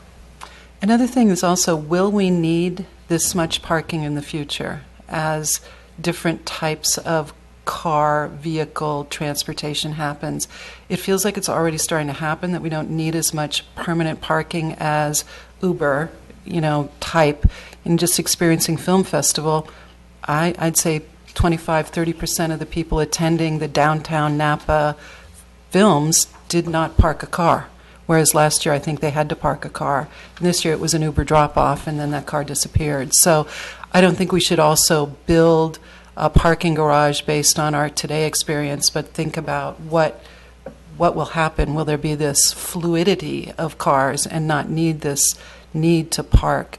And then lastly, and I'll be quiet about it, but those lift systems, I've experienced those in Asia. They are miserable in terms of they need so much help to get the car into and out of the lift, delay of time, they break, your car gets damaged. I would not want to ever see a lift system in our town. It's very ugly, unattractive. I've seen them in New York, but having experienced them, they're a real time waster for a tourist and or a resident. So if you've never had to park a car in one, it's not a fun experience. What about if the parking was underground? Why can't it be underground? If we're just dreaming, why can't it be underground? Water table?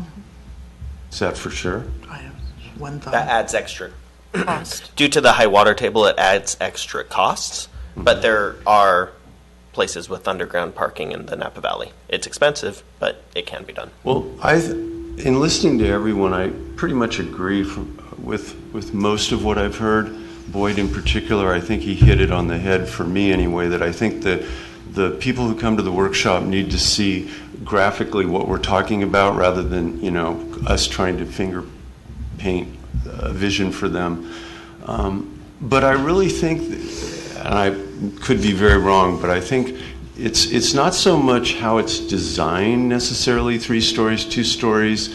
It's one that it's not boring and we're starting to look like everywhere else in the valley, up valley. 2, what I think a lot of people are really concerned about what use is going to be there, and therefore that's not really something right now or even 15 years from now we can control.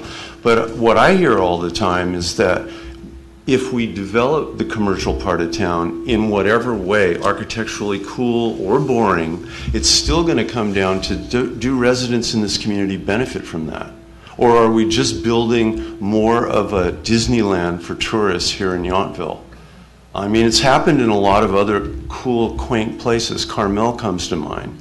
Over time, you're just kind of displacing maybe what I think is our real vision, which is developed for the community first, while still balancing the needs of, all the commercial factors that make this a thriving community. So I just think that if it's thrown out there to people, the public, I think use is really what they're going to think, not so much the apparatus that we build for that use. Well, and I also think B Marketplace might be an ideal place to start to maybe make some changes, to see how the public reacts to it, to see if we could actually, we haven't been able to bring in much retail there, and it may be because of the access going up and down, although there is an elevator. Yeah, That it's nobody hidden knows and where it people is, don't but there use is an elevators. elevator. Having been in retail, I can tell you it doesn't work. Right. Your value of a first floor versus a second floor retail, it's almost a 50-to-1 ratio. Well, then what about making it office space? Or condos. Or condos, but making it office space, I mean, there would already be sort of areas that are pre-designed for that. It appears to me, as I read over the documents, the matrix here, okay, that the town has in the past made a significant effort to make a big differentiation between west of Washington business only no retail. I mean, it's no residential, okay? East of Washington, a little bit of business along Washington, but beyond that, all residential. Is it time to start saying maybe there can be some residential west of Washington in these second and third stories? We are. I think that's clear. It's very doable, whether it's granny units, condos. I mean, almost every mall now is being built with residential on the second and third floor, and they're selling out very quickly. And it gives it a nice feel to it. Keeps people in the downtown area, it prevents crime, it's good traffic drivers. I mean, it feels very good in those places. Good comments, but we should probably move on. But also maybe can we check in to see, we have 3 other areas and it's 25 to 8.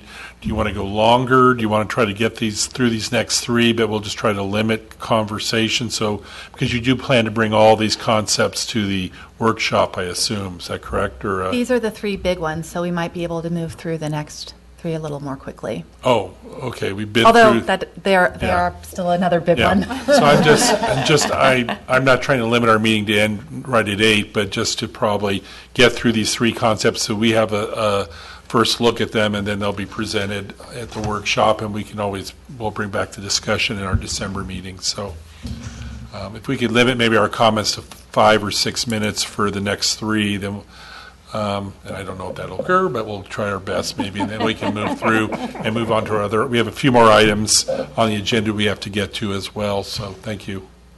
Little preview. The last one is almost not even an item. It's like that. Oh. So this one's kind of meaty, but the next one shouldn't be too bad, I think. Just briefly, I really appreciated your discussion. I wanted to point out one more thing, which I think didn't get very much attention, which is the public spaces and sort of street network or pedestrian ways. I think that's something that also disappears in the conversation of height, and it would be something when we think about a site as big as this to recognize the opportunities for more public gathering space and circulation. The next study has to do with something like 60 or 70% of the town. It's looking at the residential zoning and what the current standards allow in terms of house size and house location on a lot. Are those standards right, or is this a good opportunity for us to think about ways to make those have better results for homeowners and for the town in terms of the quality of the neighborhoods? And then the second question is a sort of more limited in scope question. Should the master planned residential areas have the opportunity to change? And specifically, would it be helpful for us to think about Vista condominiums being able to go to 2 stories? So we'll go one to the next. Those are both sort of part of this same conversation. So this, the residential zoning districts you see here, it's just like the zoning map on the wall, except without the commercial, so you can just sort of see what the residential districts are. The first conversation has to do with single-family residential, mixed residential, and Old Town Historic, because those are the districts that sort of allow development on a lot-by-lot basis to occur based on certain standards. And I'll just go through very quickly. There's 2 sort of ways, basically, that house development is governed, single-family houses. That is through the building envelope, which is shown in this sort of yellow filter around that just typical house. The building envelope is the front yard setback, the rear yard setback, the side yard setbacks, and the height limit that all come together to produce sort of the overall envelope of where you could build a house. Then the second way is FAR, which is another way of saying house size, which is basically that the overall amount of house is based on the size of the lot. So bigger lots, bigger houses, bigger sort of amount of house size you can have. So that is how Yountville and a lot of towns regulate house size. And in Yountville, there's sort of an interesting thing where there's a 20-foot height limit for single-family houses and a 28-foot height limit for 2-story houses. Otherwise, the regulations are more or less the same. So we did a little analysis of how, in terms of the house size regulations, the FAR, where are we at? Are most neighborhoods kind of like fully built out where homeowners couldn't develop more? Or are there neighborhoods where there is a lot of capacity for people to make additions? And we could really see that in some of the newer neighborhoods, like along Landy Way, that really is kind of what build out of the zoning looks like. And that upper picture is at capacity. That's Landy Way, or one of the streets right around there. There's a little room to grow in some neighborhoods, and Forester Lane is sort of representative of that, where the house sizes are pretty close to where they could be. You might be able to do a little bit of addition. And then there are some neighborhoods, I think Torreon Terrace more than anything else, where it's older and it's mostly single-story houses, and they do have some capacity to grow. So it's just good to remember that some neighborhoods, you buy a house there, you have a house there, you're kind of at your limit, and other neighborhoods you could develop more. Another sort of quirk of Yountville's residential zoning is that there's a limit to how many buildings on any given block can be 2 stories, and that's 50%. So in some neighborhoods, especially some of the newer ones, that sort of 2-story, 50% of the houses being 2-story, that sort of is built in from the beginning. Some of the older neighborhoods, you see the 1-story pattern. And so I think the question for us, or one of the questions for us, is, do we like neighborhoods that are mostly 1-story houses to stay really at a consistent 1-story scale, or do we like what Yountville does now, which is allow neighborhoods to sort of reach that 50-50 mix? Or do we like to specify that some neighborhoods, like these images on the right, become more sort of consistently 2-story, while others are sort of kept at the 1-story level? So those are some interesting questions about residential zoning. The second sub-part here is is it called master planned residential? I think that's the zone. So basically what master planned residential does is, when the development is approved at the outset, that is what is allowed sort of until some sort of new application comes along to really fundamentally change that, which would be a big deal. So generally these master planned residential developments are sort of frozen in amber, and they are what they are. And you'll see that there's kind of a lot of variety. So some of them have 2-story houses, some of them have 2-story row houses, some of them are more in an apartment format. We sort of zeroed in on Vista condominiums because it's close to the center of town, and because it's all 1-story.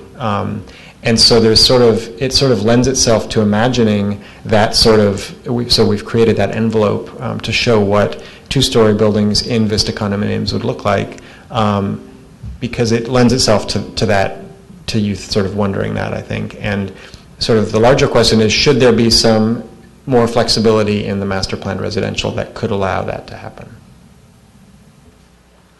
Okay, thanks, Peter. So again, we really kind of have 2 basic questions here. One is, should the town consider changing the regulations to allow more 2-story single-family homes where they are limited to 1-story? And then the other question is, should the town consider relaxing the floor area ratio standard so that homeowners could perhaps add a little bit more on to their homes, because right now they're kind of, some of the homes are limited and they can't really expand, and sometimes they want to expand in order to have some room for growing families. So wanted to get your feedback on those questions. Sandra and Nathan, what was the discussion, the continuing discussion? I unfortunately had to leave the other night about the house on the crossroads, the potential new house. So you left after 10:30? You still had another hour. Could have put in your jammies watching. It was fascinating.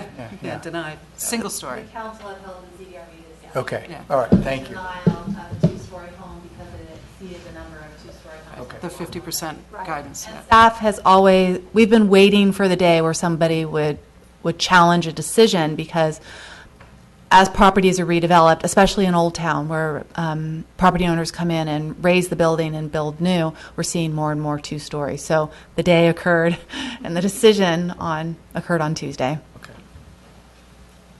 I think the town is very dense, actually. I think that, you used an example of Washington Park and the new Washington Square. I think both areas are very dense. I know that Washington Park adheres to the 50% rule, and there are many, many 2-story houses. And the one block of Forester is all single-story, maybe because of the flooding behind it in the past. I don't know why, but I think it's very dense, and I would not want to see a change in FAR or ability to expand the houses or have more two-story. I think that would change the character of the town dramatically, cause a lot more issues between neighbors, granny units above, garages with inability to have parking. I think it would be very detrimental to the town. The Vista condominiums, they would be allowed to be a two-story, right? Within the multi-residential? No, why not?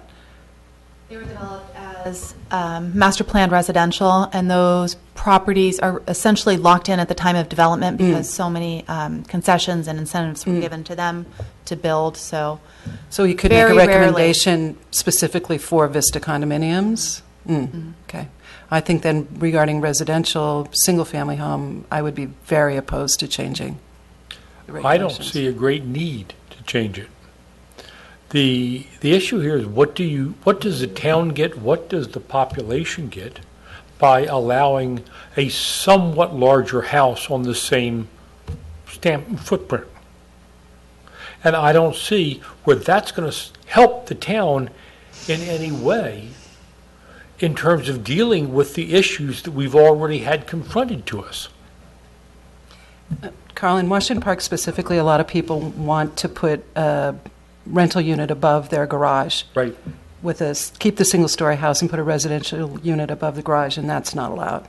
So that would help the town because it would give us more rental property and the ability to have single, young people If you take renting. a one-story house and make it a two-story house, No. that's not going to give you any more rental property. No, but And we don't need more rental property per se. We need more long-term rental maybe, but every rental property is just so I'm clear, Airbnb shop. just so I'm clear on what you were talking about earlier, I thought I heard you say that you were asking a question about whether some of the older homes or older lots or previously that were under previous requirements, and now a lot of the new homes are under a second level of requirement, which was 50% had to be lower, 50% could be two-story. Were you saying that you're asking the question of whether that 50% rule should also apply to some of the older home lots? Was that the question? The 50% rule went into effect in about 1992. So there were blocks constructed before that and those that were done after it. Those that were done after it are pretty much built to capacity.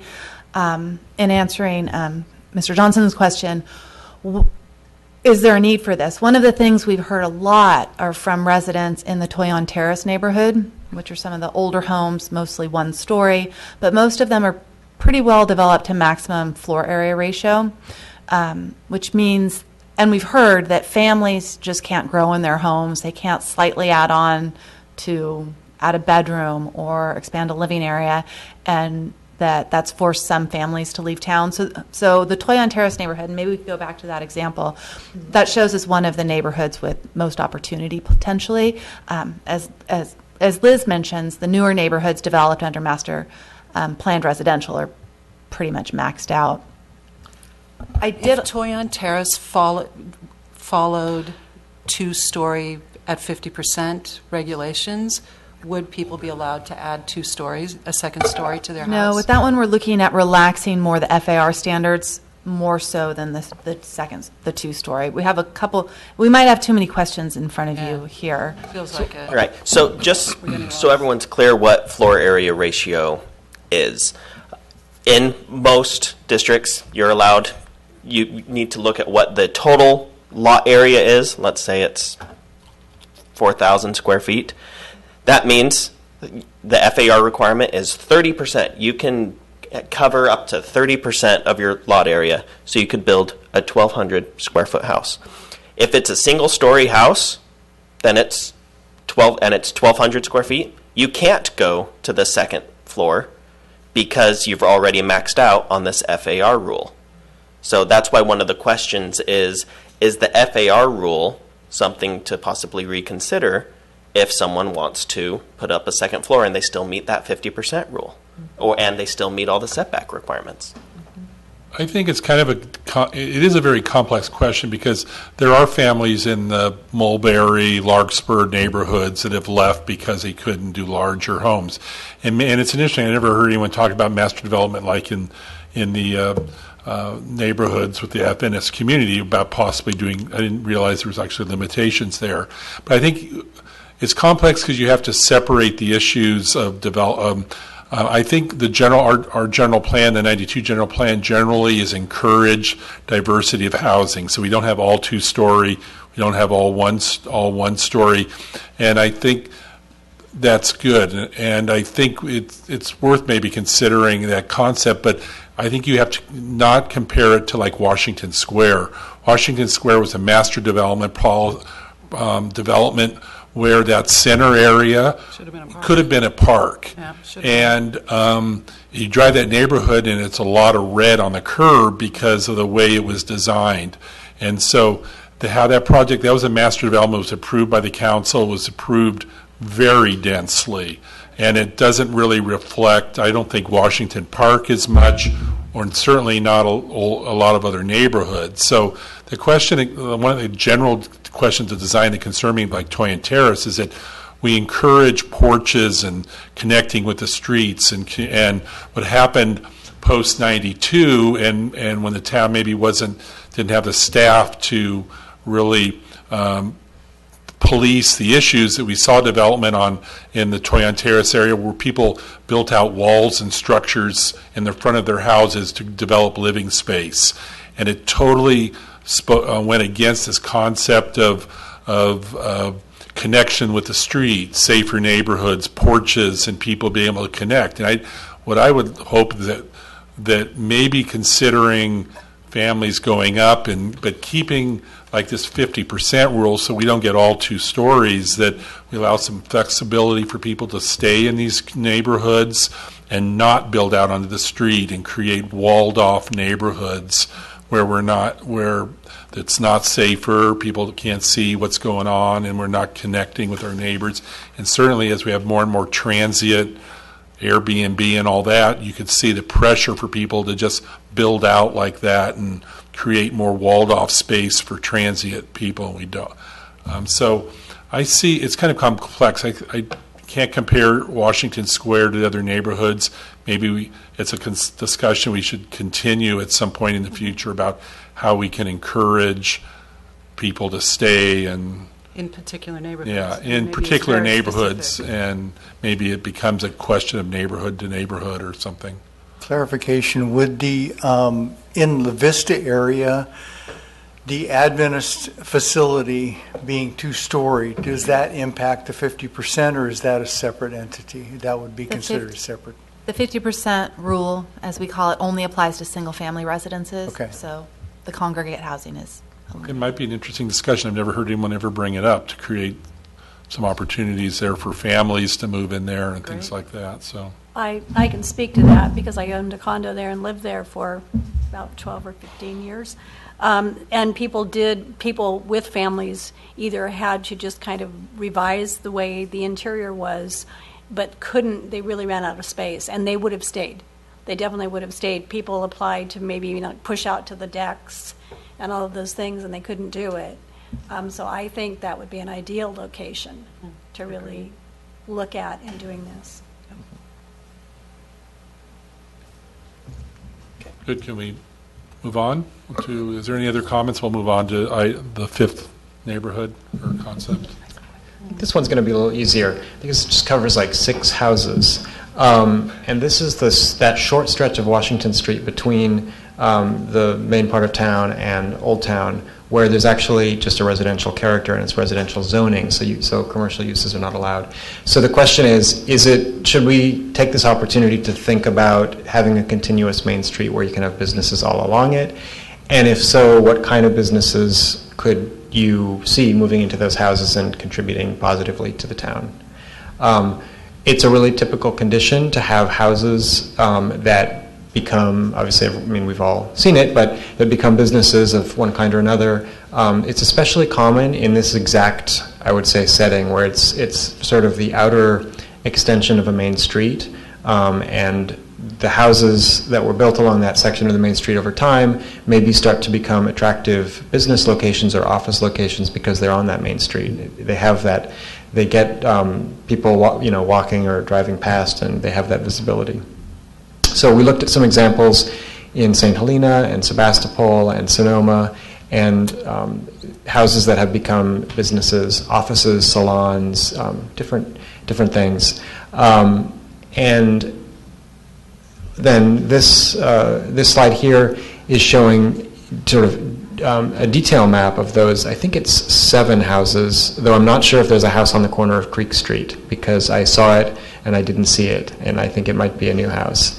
Anyway, the houses on the right, those are 3 examples of the houses that right now could be affected by this change. Those are existing houses in Yountville. The images on the left are businesses either to the north or the south, so you get a sense of what the character is just a block north or just a block south of this stretch. That's sort of just the extent of the question. I think this one, compared to the last one, is very simple. It is, do we like it how it is? Do we like that sort of that little break of houses there? Or would we be open to those houses still being there, but having businesses be able to move in, or certain kinds of businesses? I think the concept of Washington Street having been where we focused all of our business was a good concept. Originally, I don't see why you need to change it. We do have residential houses along Washington, but why can't they be business? Mm-hmm. Yeah. I think the only question would be parking. Because with residential, you're maybe going to have 1 or 2 cars. With businesses, you're going to have revolving traffic, and you're going to have parking. So I think that would be, I love the idea of an owner being able to say, I'd like to have this, convert this to a business. I think I've seen it done in other communities. I think it bodes very well with the mix of town, but we would definitely have to consider parking. Yeah, I'm very supportive of the continuation of businesses along Washington Street. I also like the idea of converting some of these houses to businesses. I think it's important to make sure that we diversify our business community. So I think having another tasting room there or a restaurant is probably not ideal, but a different business that would serve our residents would be great. And I also think it would help connect North Yountville to main part of town.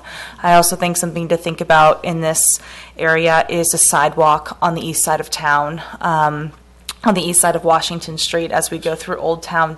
I know when I like to walk up and down Washington Street when I go to Noyo, and I hate having to cross over to the other side of the street. So I feel safe walking on the sidewalk right in front of the French Laundry Gardens. So I think that's also something to consider if we're looking at repurposing these houses to businesses. Mm-hmm. I think if you put any sort of commercial there, you could, I believe it's purple on our map, it's residential scaled commercial. That speaks to the east and west sides of Washington, and so since this would be on the east side, there would be limitations on what sort of commercial would go there, correct? Could it also be offices? Why not? I think one of them tried to be across from Masonry. I remember that. Yeah. Yes. Seems like we're in agreement on it. Okay, great. I think we beat this up. I think the only issue that would be concerned is it's probably would be if to even consider it, you would really define down what residential scale commercial meant in terms of the impacts. Then it becomes a discussion of really impacts. Is it an attorney, a salon, or a low impact office? It's not an event space and all that. And then you envision like in Napa, where along South Jefferson, across from the park, there's businesses and homes, but it would have to be a very low impact because it would be so it wouldn't affect the neighbors, but it might provide an opportunity for local serving that we don't get in our commercial core. So, okay, last one for you guys, and this is just kind of a fun one. This is at the Little League field, just here behind City Hall, just right over here. And this is the little snack stand, and it's got quite a air conditioning or ventilation system on the top of it. And you know, we sell this. Well, you sell hot dogs and nachos and things like that for during events. And the question really is, you know, is this an opportunity to do a more frequent service of some small snack kind of a venue and turn it into a little bit more of an event space? It's just a little idea. It could be folks walking in from the neighborhood. These kinds of things tend to be more accessible to residents. Whether you gussy the thing up just a little bit and hang some banners, maybe you start to improve some paving, put out some seating, whether this is pop-up or this happens on weekends or something. It's an idea. I don't think this requires a major zoning change, but I think it's more just a kind of a fun little... It's just a fun thing fun for us to talk activation about. idea. Great idea. I think it's But that said, priority number one. Yeah. It is a great idea. I do believe that the Little League benefits from the Yeah. concession sales. So just, So they And would... why couldn't they continue to benefit? and I think I would want to make sure that would happen. Good point. Yeah. Right. Yeah, how do the schools benefit from this? Certainly the community benefits because it's fun, but I like where you're going. I like the idea of combining that with something we used to have here that apparently couldn't make it, which is a small farmer's market. I mean, we have this parking lot right next door to it. If this thing were semi-successful, I could see food trucks, a few. I could see some vendors there. I mean, if you're trying to be inclusive to people, that's a really good place to put it, I think. At 5 o'clock, It's cute, too. there weren't many cars in this parking lot. Pardon? At 5 o'clock, there weren't many cars in this parking lot. Well, I think for a Saturday or whatever, And you it's could weekend. probably just I didn't mean say that no as you guys cars. were taking off It's early. not. Except for Sanders' car and Nathan's car, they were still here till really late. We'll really have a discussion about parking when Steve loses his parking spot. Oh, the plug-in. I think it's That's a interesting good idea. that it's a good idea, and that is there a way for the town to encourage it? I mean, going back to your point of talking about the church property, how do we encourage what we want? So is there a way for the town to help someone do this some way, whether it's through ease of discussion or actually helping them with an idea and shepherding it through the process? I think that seems to be the missing link is we would like this. There's somebody out there that's young and that wants to do it. How do we connect ourselves up with it? How do we make it known that that's what we want? You know, is it a call for restaurant instead of a call for artist, you know? And then how do we help them? It's the same way that we got the art walk. We made it like this, we want this, we want this. We'll help you, we'll pour the pad, we'll scrape the things away, we'll do everything. What can we do to get that? It would be great. But I don't think we can just sit here and say, we'll wait for somebody to come to us. I think the whole chapter of that in one of the books we got from, I forget the guy's name, he was the speaker for the last session. Peter, yes. That's right. Had a whole chapter on it. Yeah. That's right. Good. I agree. Last item? Is there one more discussion point, or That's number 6. that's it? That was the last item. We got there. Okay. Good. Yes, we did. Good. Thank you. Good discussion. We have the next item is a discussion on land use subcommittees and appointment of TAG members to those subcommittees. Someone have a discussion? Right. To begin with So, that? as you take a look, and this was mentioned by the TAG at our last meeting, that this land use objectives policy is, for lack of a better term, a doozy.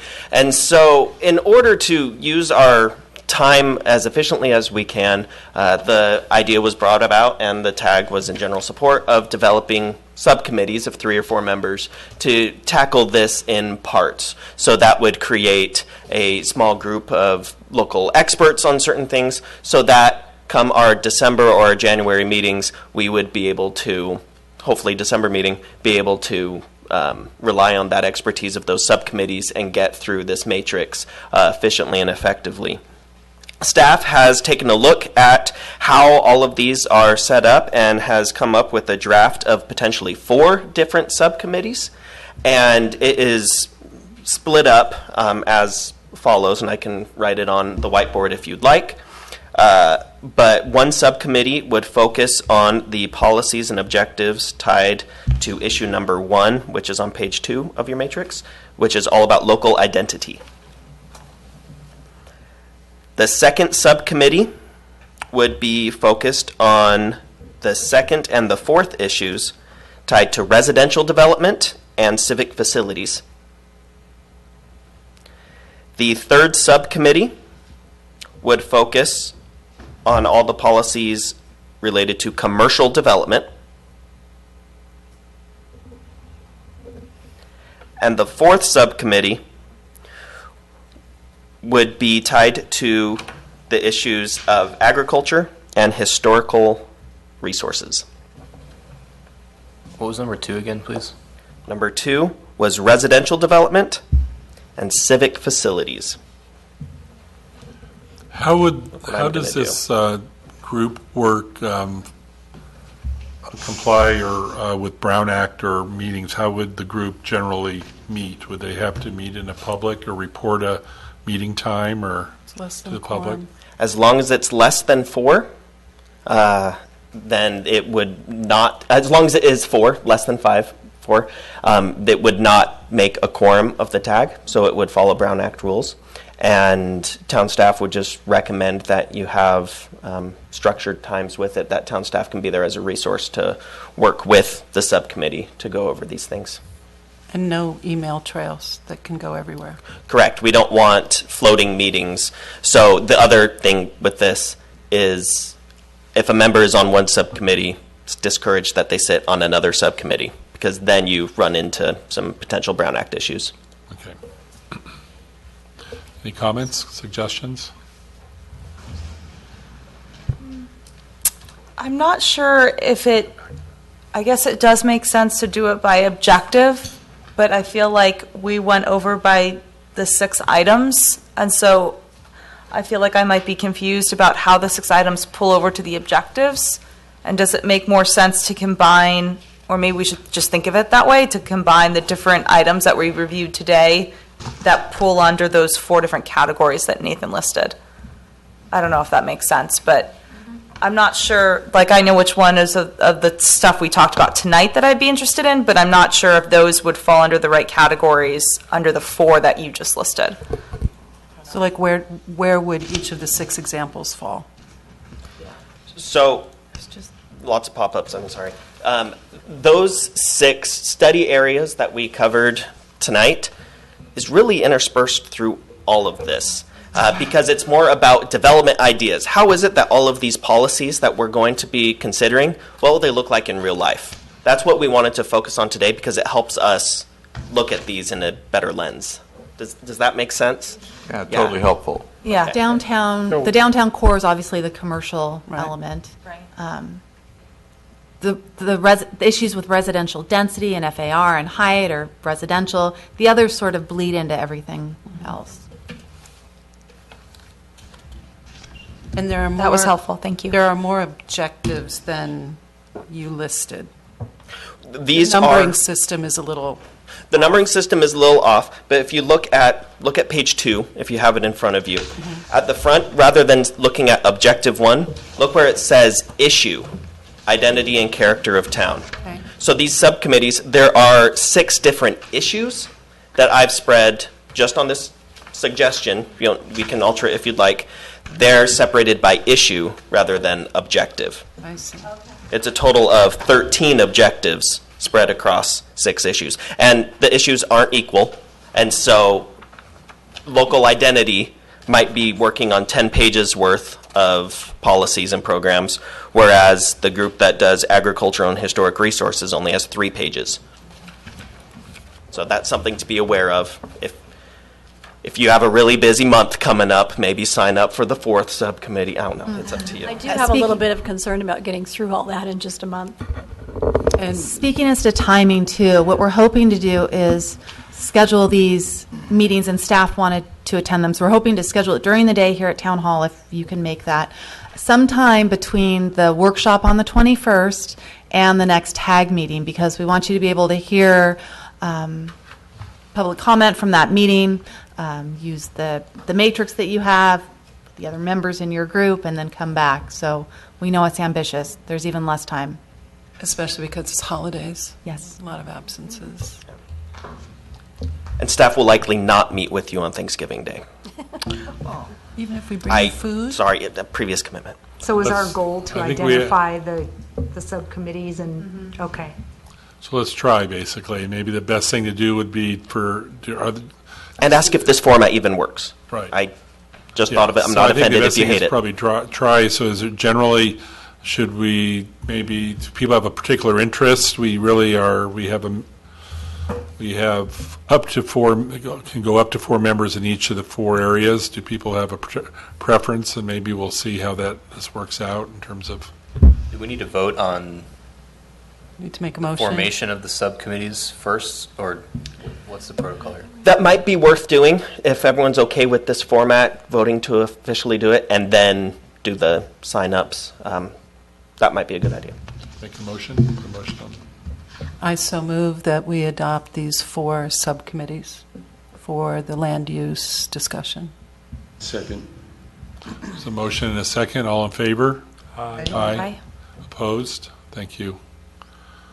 Approved. Okay, so is there, one of the things I do want to say is that once we do this, I want to come back to if there's any public comment on the discussion we've gone through, which has been a long evening, that we do allow, I do open the meeting up for public comment, so there can be comment for what we've discussed, but there will also be opportunities again at the workshop and our next TAG meeting to also have public comment. So, but let's, are there members that want to volunteer for a particular subcommittee? I'd be interested in commercial development. Same. I'd be interested in residential development, civic facilities. I would be interested in agriculture and historic resources. I would as well. And also, that one for me. Start at number 1. I'd be interested in the first one. Can we do it as fast as So let's a straw poll maybe? Can we just, Yeah. So right now I've got local identity. 6 people have spoken up. So for local identity, Davio has suggested an interest. Are there other members that are interested in that? I'm interested in that item. So that's 2. Are there any other members? I'm interested in that. Okay, seeing that there's 3 members, so let's move on and see how we go. Item 2, which is residential and residential development and civic facilities. Carl suggested his interest. Anyone else interested in that? I'll do it. Committee. I think that's not appropriate. I think there has to be somebody else on there. I mean, I just think for Carl's sake, it's, Is it possible for a member to attend 2 meetings? But we'll run out of people. we've run out of people. Well, I'm saying I would join number 2, but is that legal, possible? Or to I do? could join 2 Yeah, and if alternate you- members couldn't join these as well. Well, I know. Could someone move from 4 to 2? I could, if you needed somebody to move, I would move. Well, I don't mind let's moving move through and we'll talk about filling in later. So right now we have a committee of 1 for number 2. Item 3 is commercial development. Liz and Whitney were interested. Anyone else interested in that item? Boyd? Anyone else interested in that item? Okay, item 4 is ag and historic. PJ and Lynn. And Susan. Is there anyone else? Susan? Yeah. I'm there. Are you there? I'm there. I'm on the official Word document Oh, I see. titled Document 1. It's right there. How'd you do really that? where I Okay. I thought. All right. Okay. Is everyone volunteered for committee that would like to do it? No, Joel. You're too busy. It's fine. I have No problem. time. Okay, that's fine. No problem. So another thing we could do is combine One. residential development with commercial or local or ag and historic, and that would be a group of 4. Or And knowing that subcommittee 4, this is the lightest load, adding this would equal, well, what if you split residential away from civic and moved civic to commercial? And then residential with ag and historic. historic. Would everyone be okay with that? Sure. Yeah, sure. Do we need to officially Let me vote on our changes? use Exhibit A once I'm done with it. Okay, so we are moving agricultural and historic resources and adding residential development. And which one of those were you more interested in, Member The Johnson? residentials, put me on 4. On these ones, okay. What was 4?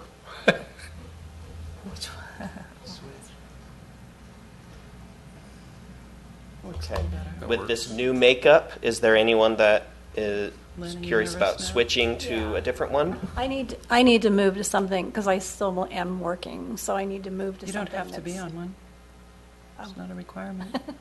Well, I want to be on one. Can I move up to, I think, local identity? That one up there is,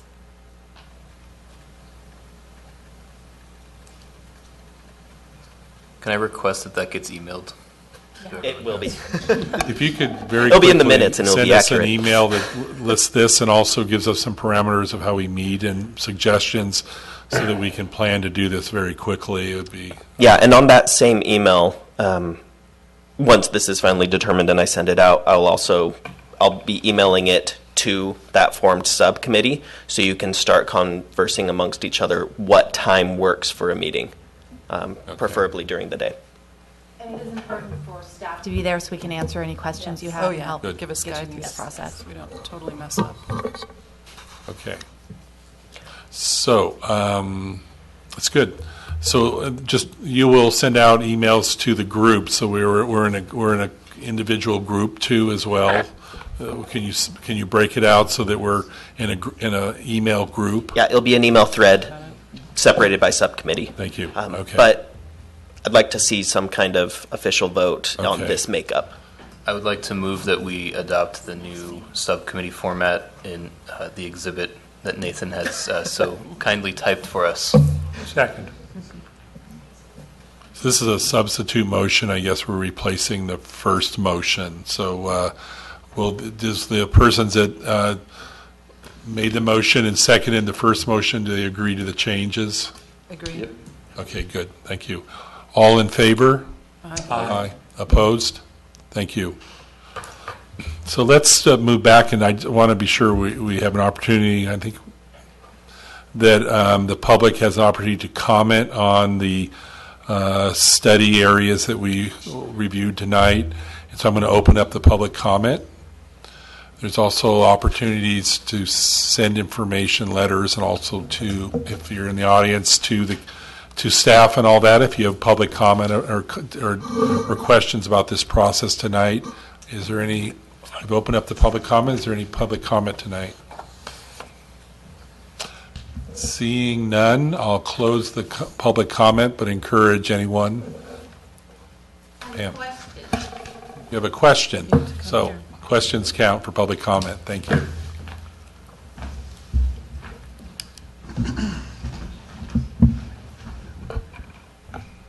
Pam Reeves, 6887 Jefferson Street. I just have a question about your schedule. You say you have a meeting on November 21st at 6:30, right? And there's also a 6:30. there's also a town council meeting on that same day. Is that on purpose because it's hard to be in two places at once? The town council meeting is a consent calendar only so that it wraps up and they can come join us at the community center. Oh, okay, good. Thank you. I'd also like to comment that our schedule has changed due to the fires. We had an alternate schedule before. Thanks. Okay, good. Can you clarify our December meeting date? So right now, it would be December 14th, the second Thursday of December. We are aware that originally, several months ago, before a certain event, we were thinking of not having a meeting in December, but with all those extenuating circumstances, we feel like a December meeting may be necessary.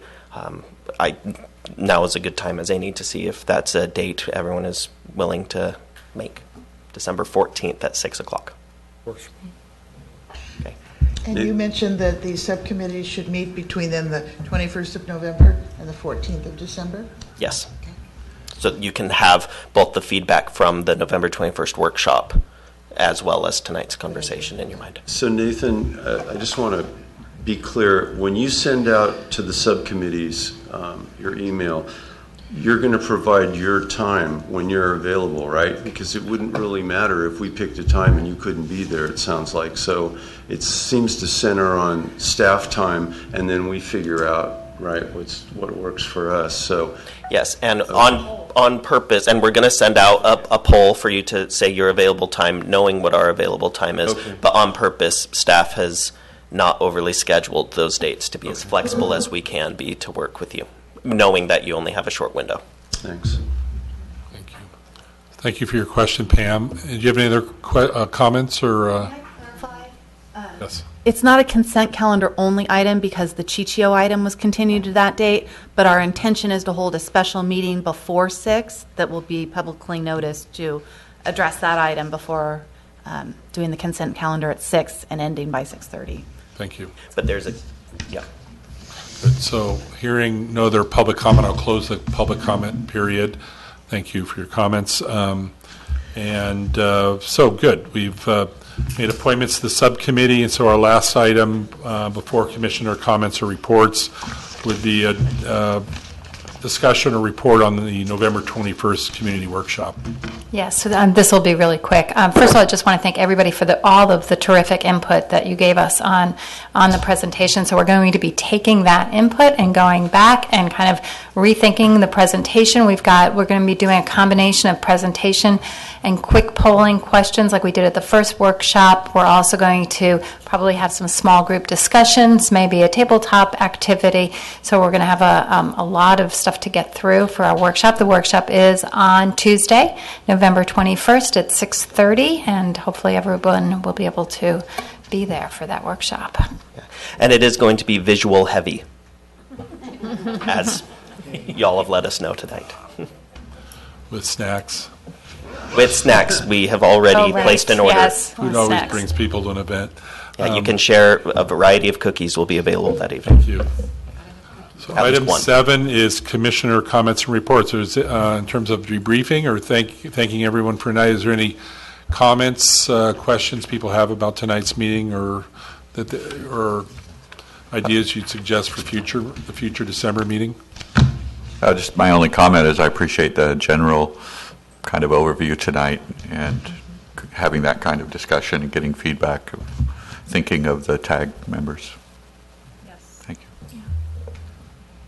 I think it was good because it gave us an opportunity to really look at some big issues and to get a sense of where people are thinking about and what their concerns are.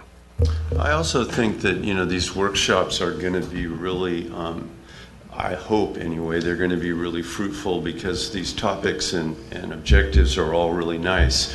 But I still think our guiding mission is to do not only what we feel is best, but what is in the best interest of the community. It gets back to that balance. So I'm really looking forward to the workshops because there's some questions out there that I don't really know exactly how people feel.